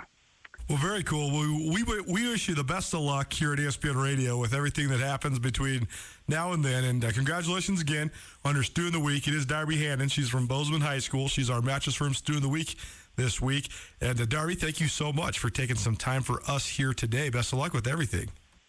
Yeah. Thank you so much for having me. Have a good rest of your day. You got a student out there you want to nominate? Mattress Firm MT /students. And the only qualifications are that they're outstanding students and involved in some sort of extracurricular activity. We'll be giving away our Student of the Year at the end of this academic school year. Nuanez Now, ESPN Radio, as well as SWX Montana Television. All things NFL playoffs, plus one of the biggest needs this offseason for both the Grizzlies and the Bobcats. A conversation continued, including an interview with a young man who's coming to the University of Montana, Jaden Dawson, Montana's newest cornerback recruit. Keep it right here. It's ESPN Radio. Hi there, it's Les Schwab Tires, introducing the new Backcountry AT2 for a quieter ride with improved performance in wet conditions. Because when it comes to keeping your family safe on the road this winter, the right tires help you feel prepared for anything. Mom? Hey, Mom. Well, almost anything. Plus, save up to $130 when you buy Quatrack tires with financing. Les Schwab Tires. Limited time offer. Terms and conditions apply. See leschwab.com/sale for details. Buying or selling a home can be an intimidating task. Brent Wahlberg and the Wahlberg team of Windermere Real Estate are here to make you feel comfortable no matter where you're at in the process. The official realtors of Grizzly Athletics have more than 4 decades of experience in Western Montana. Brent and his team can not only find you your perfect home or buyer, but they can also teach you about the great city of Missoula and its tradition-laden sports teams. The Wahlberg team works as a family to help fulfill your real estate needs all over Western Montana. If you need help with residential, land, investment, or commercial, give Brent Wahlberg and the Wahlberg team a call today. Part of the glory of building a business comes from leaving a legacy to ensure your business continues thriving into the future. Have you asked yourself lately, what is your plan? Forming a personalized business succession plan is essential to know the passion you put into your business will carry on. Nick Tabor at Westpac Wealth is here to help you navigate all your business succession and retirement planning needs. Give Nick a call at 728-6699 and keep the spirit of possibility vibrant while making your future more tax efficient with a personalized business succession and retirement plan for you. Uncle, what happened to the TV? Cable prices went through the roof. I had to dump the cable. All you had to do was call Eagle Satellite at 406-728-9999 and get Dish TV for $57.99 and internet for $50. Okay, I will. 406-728-9999. Can I get Dish TV for $57.99 and internet for $50? And it's installed free? Fantastic. Call Eagle Satellite, 728-9999. Offer expires 4/13/22. Internet not a Dish product. Price does not include locals. Antenna optional. Krista Redpath played in 4 NCAA tournaments during her time as a standout for the University of Montana Lady Grizz. And for close to the last 10 years, Krista has been working as a rising star, as a color commentator and women's basketball analyst, focusing on Big Sky Conference and women's college basketball. Each Thursday at 4 o'clock, Krista joins me, Colter Nuanez, on Nuanez Now for Around the Big Sky in women's hoops. But I want to back up just for a minute and just say how much I really like this Montana roster. Sure. And how exciting it is when I look at every single position, you get fired up, Colter. Yep. Because from the guard play of Sophia Stiles and Sammy Fatkin, who are leading the way, to Heward, who is a freshman coming in, mixing in with the starting lineup to Carmen G. Feller and Abby Anderson underneath. It's very exciting when you look at the potential, and they're also deep. Tune in to Nuanez Now every Thursday during the 4 o'clock hour for Around the Big Sky and Women's Hoops with Chris Redpath. Around the Big Sky and Women's Hoops is proudly presented by the Missoula Downtown Association. ESPN Radio for Western Montana, KKVU HD3 Stevensville, and 102.9 FM on K275BS Missoula. No, you're messing with lyrical player pros. Do you really wanna party with me? Let me see just what you got for me. Put all your hands where my eyes can see. Straight buck wildin' in the place to be. If you really wanna party with me, let me see just what you got for me. Put all your hands where my eyes can see. Straight buck wildin' in the place to be.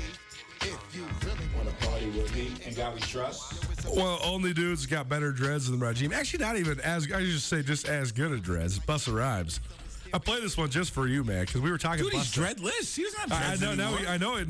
Well, because they can't even fit on his head because it keeps getting bigger. He's the only. That's one thing I can say definitively. One of the only guys in the world that has a bigger head than me. He's got a huge head, man. He's got a huge head. You know who else has got a huge head in the world of hip hop? LL Cool J. Yeah, he does. That boy's got a dome. Happy Friday, everybody. Welcome back. A little hip-hop review for you on Nuanez Now. Rajim Seabrook in studio with me, Colter Nuanez. Thanks so much for kicking it with us. Missed anything in the first hour of the show.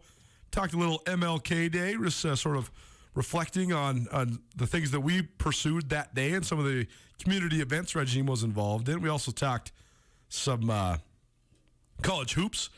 All 4 Division I teams from the state of Montana, Montana State, women and men, all victorious last night in various Big Sky Conference outings. We also heard from Jay Risser, the FC Missoula youth coach, as part of our Footy 15. Thanks to Andrew Houghton for that. And we heard from Darby Hannon. She's a senior at Bozeman High School, and she was our Mattress Firm Student of the Week. You can find everything from the first hour of the show on the Nuanez Now podcast, which is proudly presented by Sportsbet Montana.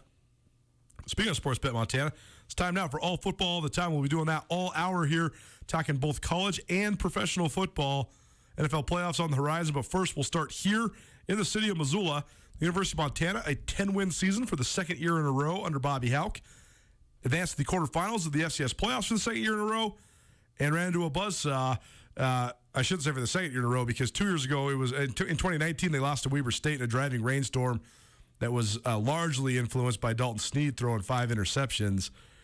But this last time around against James Madison, Cam Humphrey gets knocked out, Sammy Kim gets knocked out. Not much of a shot for the Grizzlies. They lose to James Madison 28-10. But the bar still remains, because James Madison's on the move, Sam Houston's on the move, but the bar still remains. It is North Dakota State. That's it. So what does Montana need to do to improve? What sort of personnel additions do the Grizzlies need to make? We're going to hear in just a minute from Jaden Dawson, one of the new corners, and that's been one place where Montana has really upgraded their talent the last 2 years, is on in the secondary, but specifically on the outside, a cornerback. Agreed. But where else? I mean, before we get to Jaden Dawson, who is a cornerback transfer from Idaho State, by the way, where else do you want to see the Grizz upgrade personnel or fill holes from guys that are leaving? Medical staff, we got to keep these kids healthy. That's one thing that I feel is almost like a not fair assessment of things, Coulter, is we don't know the complete identity and composure of this team due to the rash of injuries. Totally. It's hard to assess what we need when we have so much that's on its way back. I got some implications for you. I can't give you too many details on air yet. Ooh, X-Files. But I will say that there is going to be some additions coming to the strength and conditioning program at Montana. I know there's a local guy here that's going to be helping. And we'll talk about this. We'll talk about this off the air a little bit. And we'll let you know more about it when it's official as well. But okay. I do think there's a real thing there where not necessarily any sort of scrutiny of Dan Ryan's strength and conditioning program last season, because he was in his first year as Montana's strength coach. But I do think that sometimes it's just the predicted way of being when you have a transition from one strength coach to the other, when there's a completely different set of ideals. Montana, under Matt Nicholson, it was very much about functional strength and fluidity and athleticism and flexibility and all those sorts of things, sort of very new age style. And Dan Ryan, who is a Bobby Houck guy, he has a little bit more of an old school style, more Olympic lifts, more power. I don't think one way is right or the other, but I do think there is sort of this, it's not that surprising to me that we go from Matt Nicholson to Dan Ryan, and maybe there is some growing pains in that element. Oh, it's inevitable. You have different philosophies, different technologies, different sciences, different applications, different theories, if you will.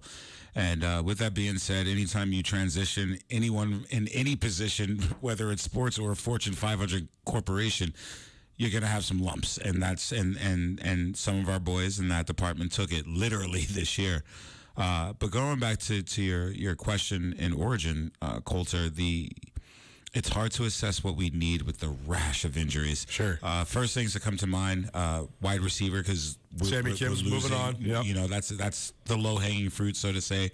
And then offensive line, there were some hits, guys left in the middle of the season. Just maybe finding that next type of old lineman that the university needs to build around. When I go back to the Scott Gregg days, those days, just Montana used to be able to hang their hat on that O-line forever, and being able to get back to those types of standards and athletes. Well, that's where North Dakota State has distanced themselves from almost everybody in the country, For sure. especially at the FCS level, but across the FBS as well. I mean, North Dakota State has top 15 offensive line unit in the country, period, all levels, maybe top 10. I mean, there's very few schools are going to find that have half a dozen guys starting in the league and a bunch more that are on their way to the league. It's pretty impressive developments. Nuanez Now, ESPN Radio, as well as SWX Montana Television. All football all the time, presented by Sportsbet Montana. NFL playoffs are coming up, so you should go get some bets laid down. It's really fun betting the NFL, I promise you. They have all sorts of in-game bets as well as pre-game bets. There's Sportsbet Montana kiosks all across the Treasure State. You can go to Sportsbet Montana's website to find locations for each one. Earlier this week, caught up with Jaden Dawson. He's a graduate transfer cornerback from Idaho State. Mostly spent his time in the junior college ranks, just 1 year at ISU with all the crazy pandemic stuff. But now he'll spend his last year at Montana. Nuanez now, ESPN Radio, as well as SWX Montana Television. Coming to you actually from the SWX Montana studios. This is fun. I was down here recording an interview with my main man, Sean Rainey, SWX Montana sports director. And he's like, oh, we gotta pause the interview for a second. He's like, the Grizz new corner, Jaden Dawson, he's coming in the studio. So I was like, oh, cool. We could just do a double dip, get a little radio hit as well. So I know that you just did Sean got you a little warmed up. Give you a little 8-minute interview. So you're all ready to roll. But thanks so much for being with us, Jaden, and welcome to town, man. Well, thank you for having me. It's a blessing to be here. First and foremost, Jaden Dawson, a transfer from Idaho State. Interesting because you played the spring season and the fall season at Idaho State, but you guys didn't play Montana this year. Played Montana State, but didn't play Montana, and now here you are transferring to Montana. It's an interesting phenomenon having guys being able to transfer in the league. I've covered this league for 15 years now. That's not something I've ever been used to, but how'd you first learn about Montana? When did Montana first land on your radar? How'd you sort of get to know about the Grizz, and then how'd that lead you to now sitting here with me? First things first, as soon as I got into the transfer portal, it was a little scary. Didn't have too much connections in the beginning.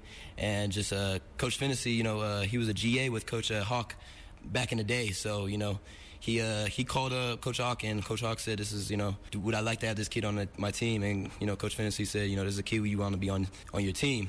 So, that was able to give me that connection right there. And then just doing my research on University of Montana, just watching a couple games through film this year, staying in the Big Sky. Shoot, it was just, exciting place to be at. Why wouldn't I want to play for this defense? And they just kind of sold me from coming on the facilities, checking out Missoula, and it's the place I want to be at. Ties run deep between Montana and Idaho State for sure. Coach Fed, who was not renewed as the head coach of Idaho State recently, he spent 7 years as the offensive coordinator here at Montana as well. Coach for Bobby Houck, both at Montana and UNLV, so those guys have mad ties. Also, of course, Mike Farrer, the offensive coordinator at Idaho State. He played his ball here in Montana from Helena. He's actually one of my old college roommates, so shout out Coach Farrer. Hope he lands on his feet because he's a good coach. He's done a good job. And also J.B. Hall, who was at Montana for a couple of years on Bob Stitt's staff. He's the corners coach there. He got retained, right? Is that right? Do I remember that right? J.B. Hall, he did get retained. Yeah, okay, because I knew Byron Howe, who was at Montana State, who I got to know there, got retained, and J.B. Hall as well. So interesting, ton of Montana ties. Was that part of the deal? Was that part of the recruiting process? Is just sort of that you knew some guys who had been here before? Or what were the main selling points that Montana pitched to you when they were recruiting you? It's just all about connections out there. It's all about who you know, of course. And, I was beyond blessed to meet some great people in my life to be able to, give me the connections to be here. And just what sold me here at the Montana was, of course, just looking at the football facilities. Seeing the locker room. Coming from JC, going to Idaho State was, it was a blessing. But then, coming from Idaho State to Montana, it's just, it's another level. So just seeing the football field and then seeing the weight room, and it was just somewhere I want to be a part of, and that's why I'm here. Jaden Dawson joining us here on Nuanez Now, ESPN Radio, as well as SWX Montana Television. Dawson, a new corner for the University of Montana, grad transfer from Idaho State. And the junior college element's fascinating. My brother bought me a great book for Christmas. It's called JUCO Stories. And it's all about this coach and just all the stories he's had from all over the years. He's like a 27th year coach. I can't remember which school he's at there, but it's one of the California JCs. But you went to College of Idaho and then went to, say it for me, Mount San Jacinto. Mount San Jacinto, which is a JC there in California. And JC football in California is so fascinating to me, observing it from every level, because there is no glory to it. You're on a bus all the time. It's no glitz and glam. You're not getting any good gear. You're just grinding. But the talent is insane. Like, you watch all the dudes, and there's so many dudes who might be raw and underdeveloped, but like the level of athleticism is just next level, right? I mean, you got guys who are growing the Pac-12 all over the place. So what'd you learn? I mean, do you have any good JC stories, first of all? I mean, because it is sort of a grind, right?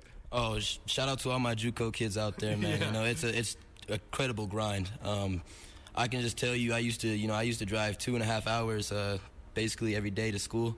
From driving to Menifee was an hour, then driving from Menifee to San Jacinto was another hour, and then back to Riverside. So you could say about 3 hours a day. So, that it's just the JC grind. I had to be up there in the morning, up at 8 a.m., and then I went to bed around, 1 a.m., 2 a.m., watching film, on the next teams. I'm trying to make it to the next level, so. It's so interesting, man, and I do think that the grind is underappreciated sometimes. But I think oftentimes those guys kind of come in with the chip on their shoulder too. So I mean, do you feel like sort of just the background you have motivating you now as you head in your senior year here for the Grizz? Oh yeah, for sure. You know, just having my chips on my shoulder. You know, I basically said when I went to JC after leaving College of Idaho, you know, I'm putting all my chips on my shoulder and I'm going all in. You know, there's nothing else I can lose. I want to play for the big time. I want to play under the lights, and I want to play in front of thousands of fans, and that's why that's why I'm here. I was eavesdropping on you and Sean's interview, and he was asking about the coaching staff, particularly Ronnie Bradford, the corners coach here at Montana. And Coach Bradford, unbelievable career, played 10 years in the NFL. I mean, heck, he's got a pick against John Elway in the Super Bowl. But I don't know if you got much of a better story you can tell than that. So, also, though, I'd be a great coach as well. Coached at USC, coached a bunch of guys that are in the league. So what do you think of Coach Bradford, and how much did that influence your decision as well? That's actually one of the first recruiting pitches that they hit me with. Told me, they said, a lot of players can say they got coached by an NFL player, but a lot of players can't say they got coached by an NFL player that had an interception in the Super Bowl. That's right. So I was like, yo, he got me there, because that's huge. I want to be part of that, and I want to learn. He has so much connections, and he has so much experience and knowledge under his belt. You know, it was a no-brainer to try to learn from him. Watching a little bit of Idaho State, I know you got some pretty good skills when it comes to man coverage, and you're going to be playing a lot of man probably in this Grizz defense, because they just like to light it up and bring the house, and a lot of times the guys are out on islands, but opportunities to make a bunch of plays too. Justin Ford, your new teammate, I'm sure you've met him. I mean, he was an interception machine last year, but how do you think just your skill set and just your ability to play man coverage fits into this Grizz defense?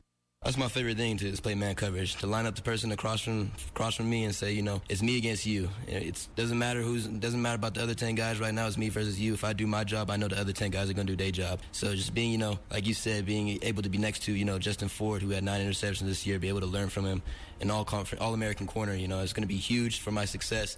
And as in basically still have that JC mindset as it's being my last year, I got to put all my chips on my shoulders and, I have to go all in. Jaden Dawson joining us here on Nuanez Now, ESPN Radio, as well as SWX Montana Television. We're actually recording this at SWX on a Tuesday night. So today was the first day of school. So now it sort of all begins. Right now you kind of start over. You're diving into the spring semester, but also I'm sure winter conditioning is either underway or at least about to be underway. So what's the next couple months look like for you and your teammates, and how excited are you to kind of get back to the grind? Well, I know that I'm being welcomed arms with my teammates and, these coaches and, of course, the fans out here in Missoula. And just being able to have my teammates to welcome me, gives me the opportunity to, show them what I can do for them. And, we're going to work hard this season, We're going to be, we're going to grind as much as we can, just to get to what we want to get to, It's not to the Big Sky, not just winning the Big Sky Championship, it's also winning the national championship. They fell short this year, and, I feel like they had some additions to make, and I feel like they did it. And I feel like University of Montana is going to take it long this year. So, for sure, it's going to be fun to watch, and expectations at Montana always high. And that's why we love covering Montana and Montana State Big Sky Conference football all the way around the Treasure States. Nuanez Now, ESPN Radio. Jaden Dawson, new Grizz corner, grad transfer from Idaho State, joining us. Thanks for being here, man. This is fun. Oh, it was amazing. Thank you for having me. Nuanez Now, ESPN Radio. Keep it right here. Back after this. We're actually not taking a break. We're going to keep talking. Jaden Dawson, new Grizz cornerback here on Nuanez Now. Appreciate him for taking a few minutes for us. Before we continue this conversation about off-season desires and needs for both the Grizz and the Bobcats, I want to bring in Andrew Houghton, our producer here at ESPN Radio, because you spent a couple years covering Idaho State football. You saw Jaden Dawson at least in the spring, and I know you followed him a little bit in the fall.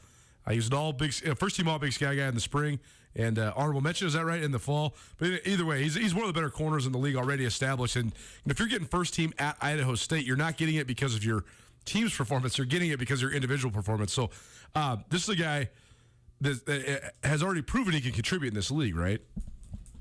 Yeah, no doubt. And Coulter, he came into a really interesting situation at Idaho State after the 2019 season. Their entire starting secondary graduated, and that was a good group. I mean, guys that had some all-conference recognition in there.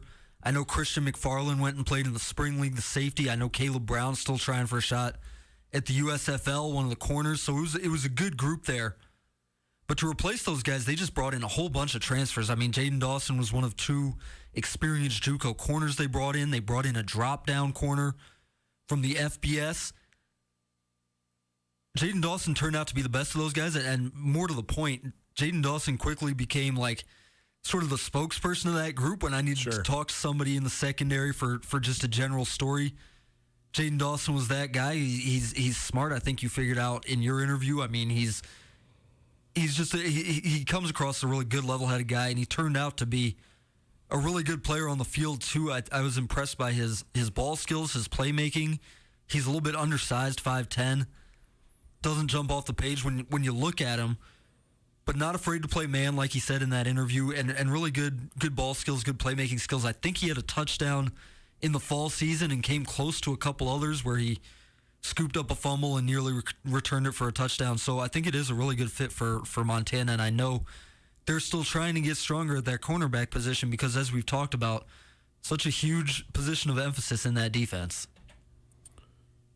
Rajim Seabrook in studio with me, Colter Nuanez. And Rajim, you look at what Montana has coming back at corner. Justin Ford will be back after an All-American season. He'll be a senior. Corbin Walker was solid as a sophomore. Pretty good. Actually, I would say above average. A rising star for sure, or at least a rising standout for sure. And Trajan Cotton came in as a corner out of Oregon State, and then he was sort of flexed between corner and safety after he had a little knee ding. But Montana has good depth at that spot. But also it's one of the spots where you want as much competition as possible, right? Well, yeah, exactly. If you look at where the game is going, and we'll go back to a former Big Sky alumni in Cooper Kupp, the game for the wide receiver is evolving. And what I mean by that is you can never, when you look at teams, they used to carry 3-4 receivers. Now they're carrying 4, 5, 6 receivers. Yeah, in the league it's 7. In the league it's ridiculous. Yeah. Like the depth. You're carrying as many receivers as you are offensive linemen in the league in this day and age. So when you look, and as we know, sports is the biggest copycat thing on the planet, football in particular. You can never have too many dudes. And I also look at how Bobby put so much emphasis on special teams and how good the Grizz are. Yep. A lot of those dudes that are covering kicks on the opposite end, they're all DBs. Secondary, yeah. They're all secondary dudes. So having guys at key positions, depth, and then, one of Bobby's bread and butter things is special teams, having those dudes play on that part of the team for the club is huge. All football all the time, presented by Sportsbet Montana. How about some NFL playoffs? We'll get to that and more next. Keep it right here, ESPN Radio. Hi there, it's Les Schwab Tires, introducing the new Backcountry AT2 for a quieter ride with improved performance in wet conditions. Because when it comes to keeping your family safe on the road this winter, the right tires help you feel prepared for anything. Mom, hey Mom. Well, almost anything. Plus, save up to $130 when you buy Quatrac tires with financing. Les Schwab Tires. Limited time offer. Terms and conditions apply. See leschwab.com/sale for details. Part of the glory of building a business comes from leaving a legacy to ensure your business continues thriving into the future. Have you asked yourself lately, what is your plan? Forming a personalized business succession plan is essential to know the passion you put into your business will carry on. Nick Tabor at Westpac Wealth is here to help you navigate all your business succession and retirement planning needs. Give Nick a call at 728-6699 and keep the spirit of possibility vibrant while making your future more tax efficient with a personalized business succession and retirement plan for you. Do you remember how fond you were of your baseball cards as a kid? To recapture that feeling, swing into Zootown Sports Cards. Missoula's premier trading card shop carries all the products you will need for collecting, whether you are renewing an old hobby, just getting started, or looking for a fun activity for your kids. With inventory that is updated regularly, Zootown Sports Cards has the best selections at the best prices anywhere in the valley. Open from noon till 6 on Tuesday through Friday and 10 to 6 on Saturdays. Come check out Zootown Sports Cards at South Avenue in Higgins across from Dornblazer Field. This is Mike Nugent with Berkshire Hathaway Home Services. Berkshire Hathaway provides Western Montana with full-time real estate professionals for you whenever you need us. Our reputation as the state's most knowledgeable and available real estate group has helped build unmatched trust in the Garden City and statewide. If you have been thinking of making a real estate move in the short or long term, give me a call. No pressure, no expectations. Just professional opinions and service at whatever pace you are comfortable with. Give me, Mike Nugent, a call today, 531-1802. And remember, every question is good to ask. Florence Coffee Chai satisfies just right when the winter months come to Montana. Black tea with spices, steamed milk, and a touch of sweet combine into a soothing, full-bodied blend. Whether it's spiced, vanilla, chocolate, apple, or even no sugar-added vanilla, we have a chai waiting for you at any Florence Coffee location. And be sure to visit us at florencecoffeeco.com. The best flavor under the big sky. Florence Coffee Company. School is back in session, and it's time to start rallying around those high school heroes. Students, know a high schooler who excels in the classroom, who exemplifies school and community spirit? Nominations for the Mattress Firm Student of the Year are now being accepted. A new student will be selected for each week of the fall and spring semesters, and they'll not only get a chance to share their story live on ESPN Radio each week, but they'll also have a chance at a college scholarship at the end of the school year. Submit your Mattress Firm Student Athlete of the Week at mattressfirmmt.com. Laid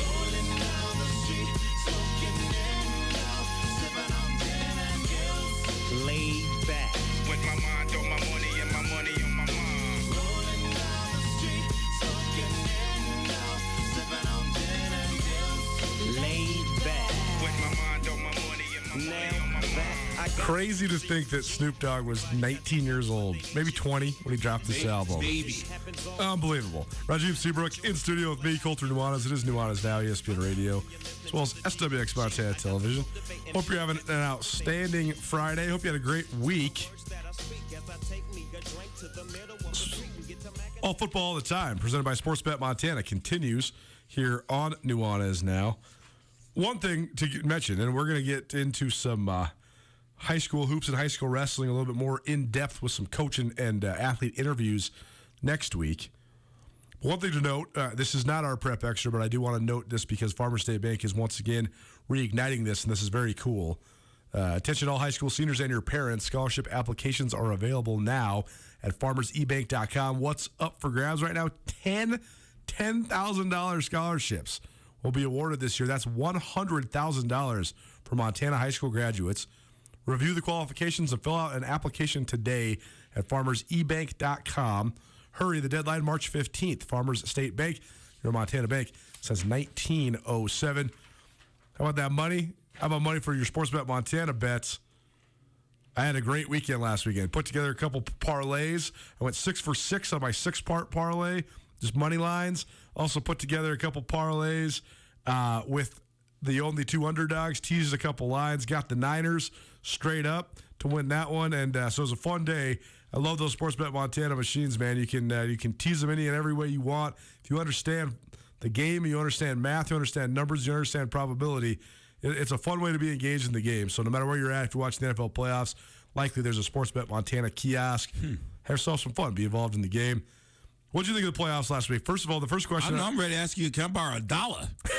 I mean, you talk about winning some money, brother. Best Nation is a donation. What's up? Speaking of the NFL playoffs, I'm getting texts right now from our good friend of mine and a good friend of this show, Kyle Sample, a longtime journalist who's now working in the private sector and just enjoying being a sports fan and a fan of this show. But he just landed earlier this afternoon in Green Bay, Wisconsin. You know what he's doing. He sent me a picture of Lambeau Field and looking good. He just texted me right now. He says, he already sent me a picture of Robbie Gould. And now he just texted me that John Lynch just walked by and Mike McGlinchey, who's the outstanding offensive tackle for the Niners, is standing right down the way. So funny. Fun to be in a small town. That you don't really get that experience going to a pro sports game in the NFL for the NFL playoffs anywhere but Green Bay, Wisconsin. That's very cool. Gotta love it, man. You gotta love it. You gotta love it. So we don't have any. We have no perception of the Packers in the playoffs this year because they're one of the 2 teams they got a bye in the NFL playoffs. The other, the Tennessee Titans. But Rajiv, this was the first year of the extended playoff field. What'd you think of that? Because retracted. I said it last week, man. Why are we doing this? Right. This is like having the bowl games 2 weeks before Christmas. Sure. You got the Taco Bell lettuce bowl, right? The Taco Bell lettuce bowl.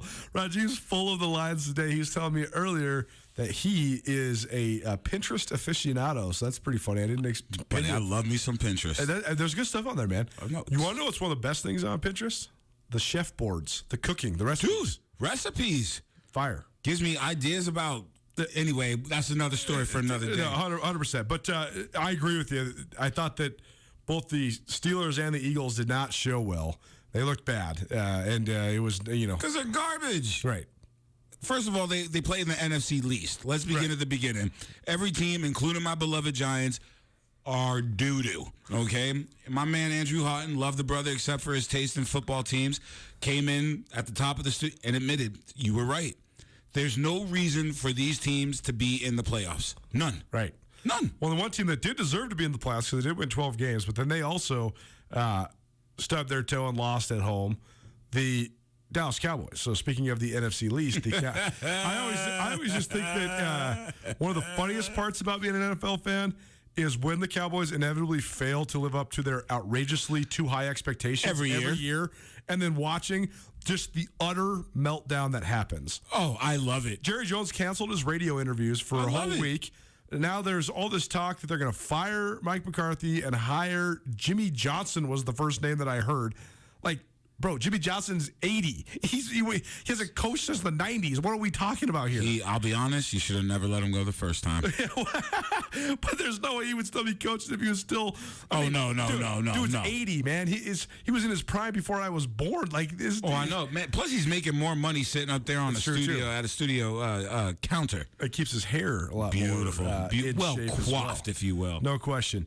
Last question for the first round of the playoffs that I had for you was that the New England Patriots are actually one of the surprises of the season this year. You and I talked about that on the show last week. Absolutely. Then they went and got drilled, got punched square in the mouth against the Buffalo Bills. Bills look good. Got ran out of town, 47-17. All that said, though, this is a successful year for the Patriots, right? I mean, I feel like get back to the playoffs post-Tom Brady era, it's a good step. I think that when you look at a team, an organization like the Patriots and what Tom Brady and Belichick and Kraft and company installed up there, you can't really expect that to continue without having all those pieces. Where the Patriots are right now, they're, to me, 3 years ahead of where I thought they would be post-Tom Brady era, which goes to show the machine, the construct known as the Patriots, is live and direct. The only other team that I could see within recent history that you can kind of compare that to, and the letdown hasn't been as great, was when Steve Young replaced Joe Montana. Right. Totally. Because the construct is correct for the longevity of succession. That is also one of the most crazy circumstances in the league, is because, like, look at how much the Miami Dolphins have struggled since Don Shula and Dan Marino walked away, and they've been good like twice in the 25 years since those guys were no longer a part of the organization. Right. I think there's a real thing there with the New York Giants. I mean, since the ownership change and Tom Coughlin and Eli Manning, since then the Giants have been a shell of themselves. But two of the great quarterbacks and great offensive coaches in the league, Bill Walsh and Mike Holmgren, respectively, two of the great quarterbacks in the history of the league, Joe Montana and Brett Favre, respectively. There was never that hiccup because of the one that came after, in both coach and player were so good. I mean, to go to from Joe Montana to Steve Young, amazing. To go from Brett Favre to Aaron Rodgers, amazing. Huge. So often the ghosts of your legends past, specters of the past, absolutely, they haunt you forever. And those two franchises haven't had to do it, and now here they are. Once again, a rivalry renewed. That's what's so fun, too, about the NFL when teams like the Niners get back to being good. Because there is such historic NFC rivalries between the Niners, the Packers, and the Cowboys. And now that we've had Niners-Cowboys and now Niners-Packers, pretty darn good. You know what's funny about sports, Coulter, is that there are certain teams, baseball, football, hockey, basketball, the landscape is better when they are in it. Oh, yeah. And it's teams I hate. Sure. Like, football's better when Dallas is winning. Sure. Baseball's better when the Red Sox and the Yankees are both doing well. You know, like, there's just these teams that, regardless of your association with them, when they are good, it's better for the sport, it's better for the league. All football, all the time, presented by Sportsbet Montana. All right, let's look at the matchups this week. There's 4 of them. Your Saturday games include Cincinnati at Tennessee. That one's at 2:30. San Francisco at Green Bay. That one's at 6:15. Then 1 o'clock on Sunday, the Rams at Tampa Bay, and 4:30 on Sunday, the Buffalo Bills at the Kansas City Chiefs. So let's just start at the top. The Cincinnati Bengals got their first playoff victory in 31 seasons, and it took a quick start and then holding on for dear life, but they did emerge with a 26-19 win over the Las Vegas Raiders. It's very interesting to me because all of the teams that are left in the playoffs, I've literally heard all of them get hype as a favorite, except the Tennessee Titans, the number 1 seed in the AFC. So I know that there's a lot of pundits out there talking about the Bengals and their offense and their young players and these guys being red hot. And there's a lot of people that are spouting, man, Cincy could go into Tennessee and knock off the Titans. Well, why do the Titans have the number 1 seed? They drilled the Bills and the Chiefs earlier this year.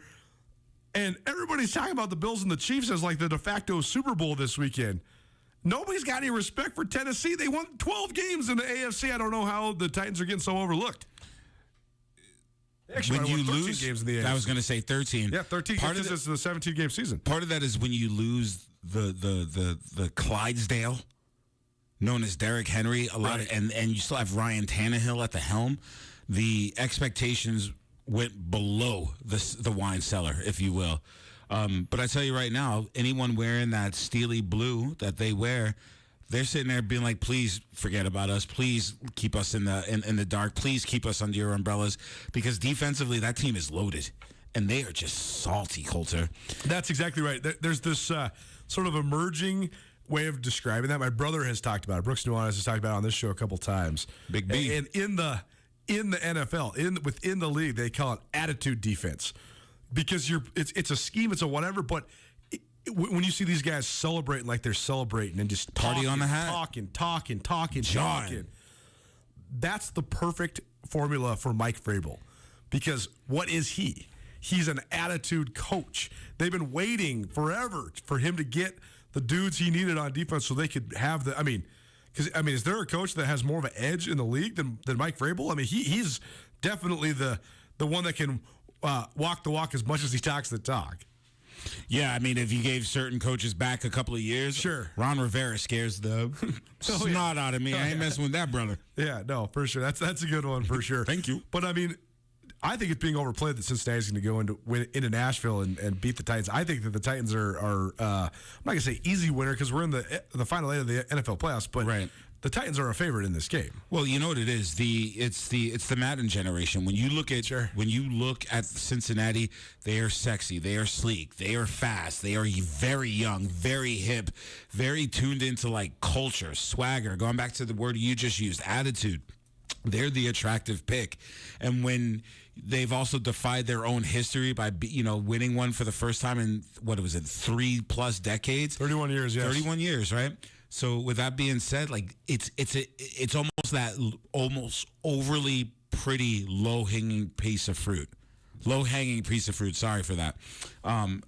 I say my money's on the Titans, man. Like I love, especially because the bell cow's back too, right? I mean, he's back. Derrick Henry is likely going to play on Saturday. Yeah, he is.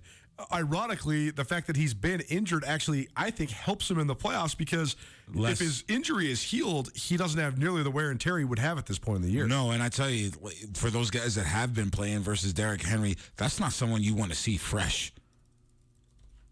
I don't care who you 100%. are. That is not someone you want to see fresh coming at you for the first time in X amount of weeks. That's a freight train. No doubt.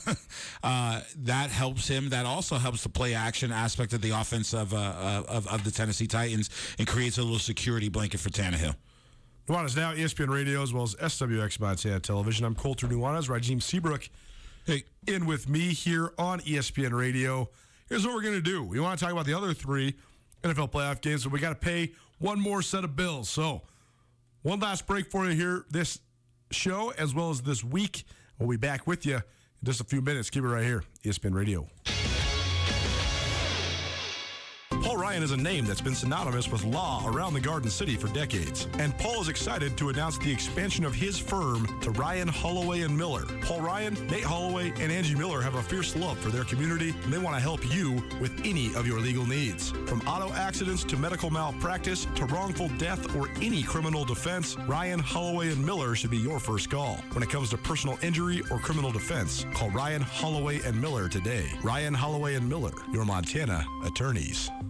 Hey, it's Colter Nuanez from Nuanez Now, here with Brent Wahlberg of the Wahlberg team at Windermere Real Estate. It's a complicated real estate market right now. What do you think is the biggest challenge? This is a real tough market for buyers because what we have right now is an unprecedented lack of available options, low supply. You have to be extra competitive. You've got to make your first offer your strongest offer. Experts like myself in this market can really help people do that. Call Brent Wahlberg and the Wahlberg team at 529-4663 today. Whether you're in the restaurant business or you just want to host any big event, J&V Restaurant Supply can make sure you have everything you need. J&V Restaurant Supply is your home for everything kitchen. Whether you're a bear or a bobcat, an eagle or a Scotty, J&V Restaurant has everything you might need. They have locations in Bozeman, Billings, and Great Falls. If you can't make it in, J&V also has a great website, jvrestaurant.com. Get everything you need for your next event at J&V, your restaurant specialists. Montana brings a variety of reasons to get outdoors. Gear up at Bob Ward's Sports and Outdoors, Montana's largest sporting goods retailer. For over 105 years, Bob Ward's has been committed to providing outstanding customer service, merchandise selection, and value. Bob Ward's has every brand and everything you need to run, climb, hunt, hike, camp, fish, ski, paddle, everything you do outdoors. Open 7 days a week in Missoula, Bozeman, Butte, Helena, and Hamilton. Or online 24/7 at bobwards.com. Gear up at Bob Ward's, a Montana tradition of adventure since 1917. If you're worried your friend may be struggling, remember, you don't have to be there to be there. You could say, how are you, or get a fake tattoo. You can ask with an app if it works for you. You could chat on the game, kick off your flip-flops. You can ask on your couch while you binge watch. Whatever gets you talking. Reach out to a friend about their mental health. Learn how you can help at seizetheawkward.org. Brought to you by the Ad Council, American Foundation for Suicide Prevention, and the JED Foundation. High school sports are the lifeblood of our communities. Around the state of Montana, we take great pride in the accomplishments of our young athletes. At Montana's #1 daily sports talk show, Colter Nuanez takes covering the best in prep sports seriously, too. Twice each week, be sure to tune in to Nuanez Now for a special Prep Extra segment featuring the best performances from around Western Montana and the Treasure State. Nuanez Now, where prep sports matter. The Prep Extra is proudly presented by Farmers State Bank, serving Montanans since 1907. It's Nuanez Now on 102.9 ESPN Missoula. Watch the show statewide on SWX Montana Television. I've been grinding all my life, all my life. Been grinding all my life. Sacrifice, hustle, pay the price. Want a slice, got to roll the dice. That's why all my life I've been grinding all my life. Look, I'm married to this game. That's who I made my wife. Said I die alone. I told that she probably right. One thing that's for sure, not a stranger to this life. Got a safety full of Franklins and a shoulder full of stripes. I don't know it like myself. I say self-made, meaning I design myself. County jail fade. Man, I was just, I was feeling sort of sentimental when I made the playlist, and we got into it with Meatloaf. So we're getting out of it with Nipsey Hussle. R.I.P. to him, too. It's been a little while since he passed away, but definitely, certainly gone too soon for the one and only. Nuanez Now, ESPN Radio, as well as SWX Montana Television. Colter Nuanez coming to you from the Northwest Motorsport Studio.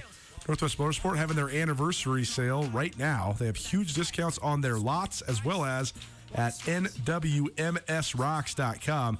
You can check out their huge inventory and huge discounts now at Northwest Motorsport's anniversary sale. Talking all things NFL playoffs. We both think that the Titans should be a favorite, and maybe they're getting a little disrespected not only in their game against the Bengals, but also moving forward as a potential favorite in the AFC. The other game Saturday night, though, could be a slugfest. The Green Bay Packers are the kings of the NFC again. Yep. 13 wins for the third year in a row. First time an NFL team's ever done that. Led by Aaron Rodgers. Very interesting and candid article up right now on ESPN.com. Written by Kevin Van Valkenburg, who's a University of Montana journalism graduate as well as a Missoula native, on Aaron Rodgers, and just sort of the unapologetic way Aaron Rodgers has operated this year. I know it's turned a lot of people off, and it's not that good of a look, but neither's that long hair. For better or worse, in the world we live in, especially the NFL world, if you perform, that's all that really matters. Unfortunately, all that really matters. That said, the 49ers have won 7 out of 9. I think that they have one of the most intimidating styles in the NFL because they can run true power toss at you. I mean, they can run all sorts of crazy inside and outside Old run school schemes. Football, baby. I mean, our buddy Kyle Sample was texting in from Green Bay, and he was talking about Mike McGlinchey. And then you also have Trent Williams, one of the best players in the NFL. I mean, their offensive line is dynamite. So Massive. If there was any team that could go into Lambeau and pull an upset, it is the 49ers, yet I'm not willing to bet against Aaron Rodgers. I do think that this feels like a different year even than it has in the past with the Packers. I think they are a real deal contender to win this entire thing. So we'll see, because I do think the Niners are a formidable opponent, but a lot to prove for both these squads in Green Bay on Saturday. Also, I hate to say the X factor of weather and the mystique of Lambeau Field. Like, a lot of these young cats have not played in that type of environment. I'm not sure Jimmy G is also ready for that stage yet. He is just time and time again just proven to me to just not be that dude. Like, I just don't. And I'm saying that too, right on the toes of some preamble talk about him going to the Giants. Do not send him east. Keep him in the Bay. Listen, but here's the thing, though. And I've been arguing about this forever, especially when Mike Zimmer was still the head coach of the Vikings. The biggest issue the Vikings had, Kirk Cousins was the second biggest issue they had. The biggest issue that they had was they paid all the money to Kirk Cousins and defamed the identity of what the team needs to be. If you have Mike Zimmer, who's been a defensive coordinator in the NFL for 30 years, and you play in Minnesota, you have to be a defensive team. And so then they paid Kirk Cousins and they got him a couple young receivers. And that's all fine and dandy, but they're never going to win anything if they're trying to outscore people. They're one of the best offenses in the league this year. It doesn't matter. It's just about the continuity with the coach. And that's why I think that Jimmy G does leave something to be desired. Jimmy Garoppolo leaves some stuff on the table for sure. But the identity of the San Francisco 49ers is to run the ball straight down your throat and whip you with one of the best front sevens in football. So if that's the identity, that's where all the money's getting spent, I'd take Jimmy G all day because he's so much better than most of the other guys you could slot in that scenario. You know what I'm saying? I liked you so much more 30 seconds ago. Well, regardless, I actually think that will be the better of the two games on Saturday. I agree. I'm going Tennessee for the win and then Green Bay for the win as well. Okay, very good. On Sunday, then, we got one of the most compelling matchups in the league because the Rams are certainly an upstart. It's amazing they were in the Super Bowl and then regressed and then made it back to the Super Bowl with a completely new identity, a new quarterback, a new sort of, it's still Sean McVay throwing the ball all over the place, but they have new personnel. They were able to sort of dump dead weight and revamp, and now they still have another star-studded roster, yet they have to go to Tampa Bay and play the defending Super Bowl champion Buccaneers, led by Tom Brady. Guys played the best he's played in 10 years. Yeah, it's a interesting matchup. I'm actually picking the Rams in this one, Coulter, and here's why. Because you want to prove me right. July 1st, baby, Rams are going to win the NFC. Reggie wrote it in ink. I know, in ink. We're going out on that. If that happens, you and I, it's happening. I just feel that Matt Stafford is going to take his first playoff win momentum.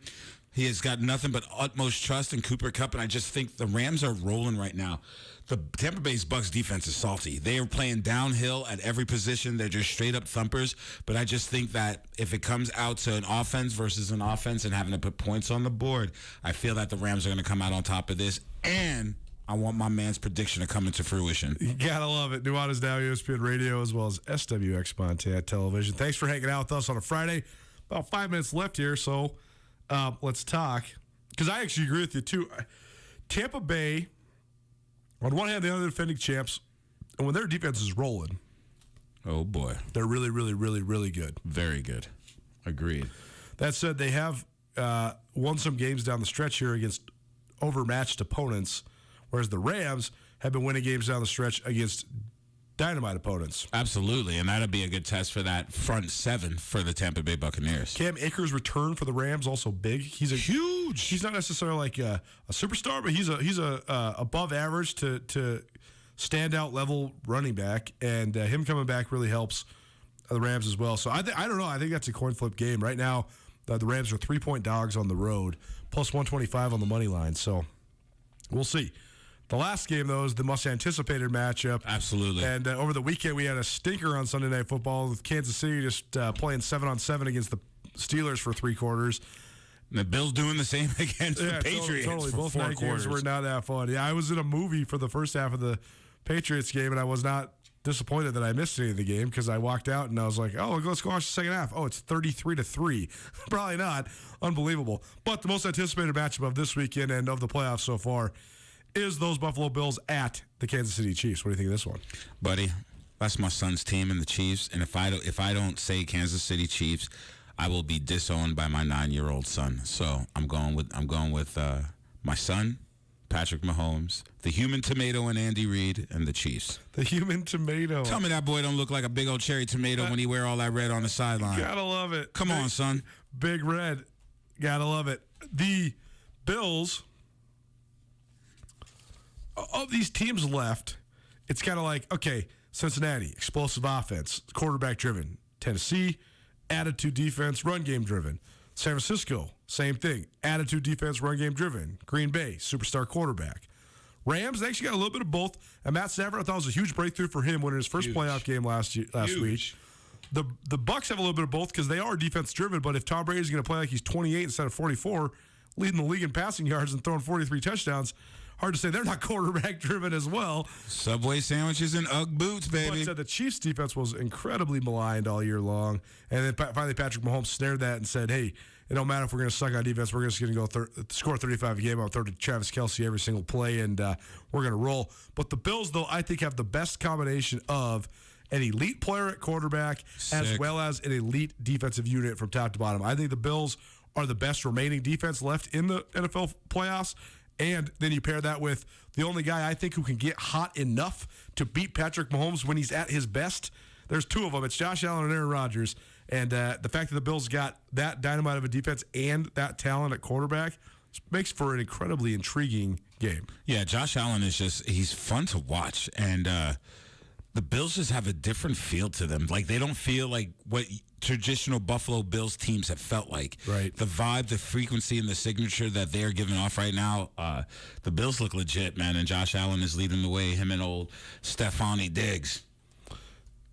That said, though, I think that one of the biggest obstacles that the Bills have, other than obviously a juggernaut opponent in the Chiefs, is that hype. It's almost tried and true in the NFL.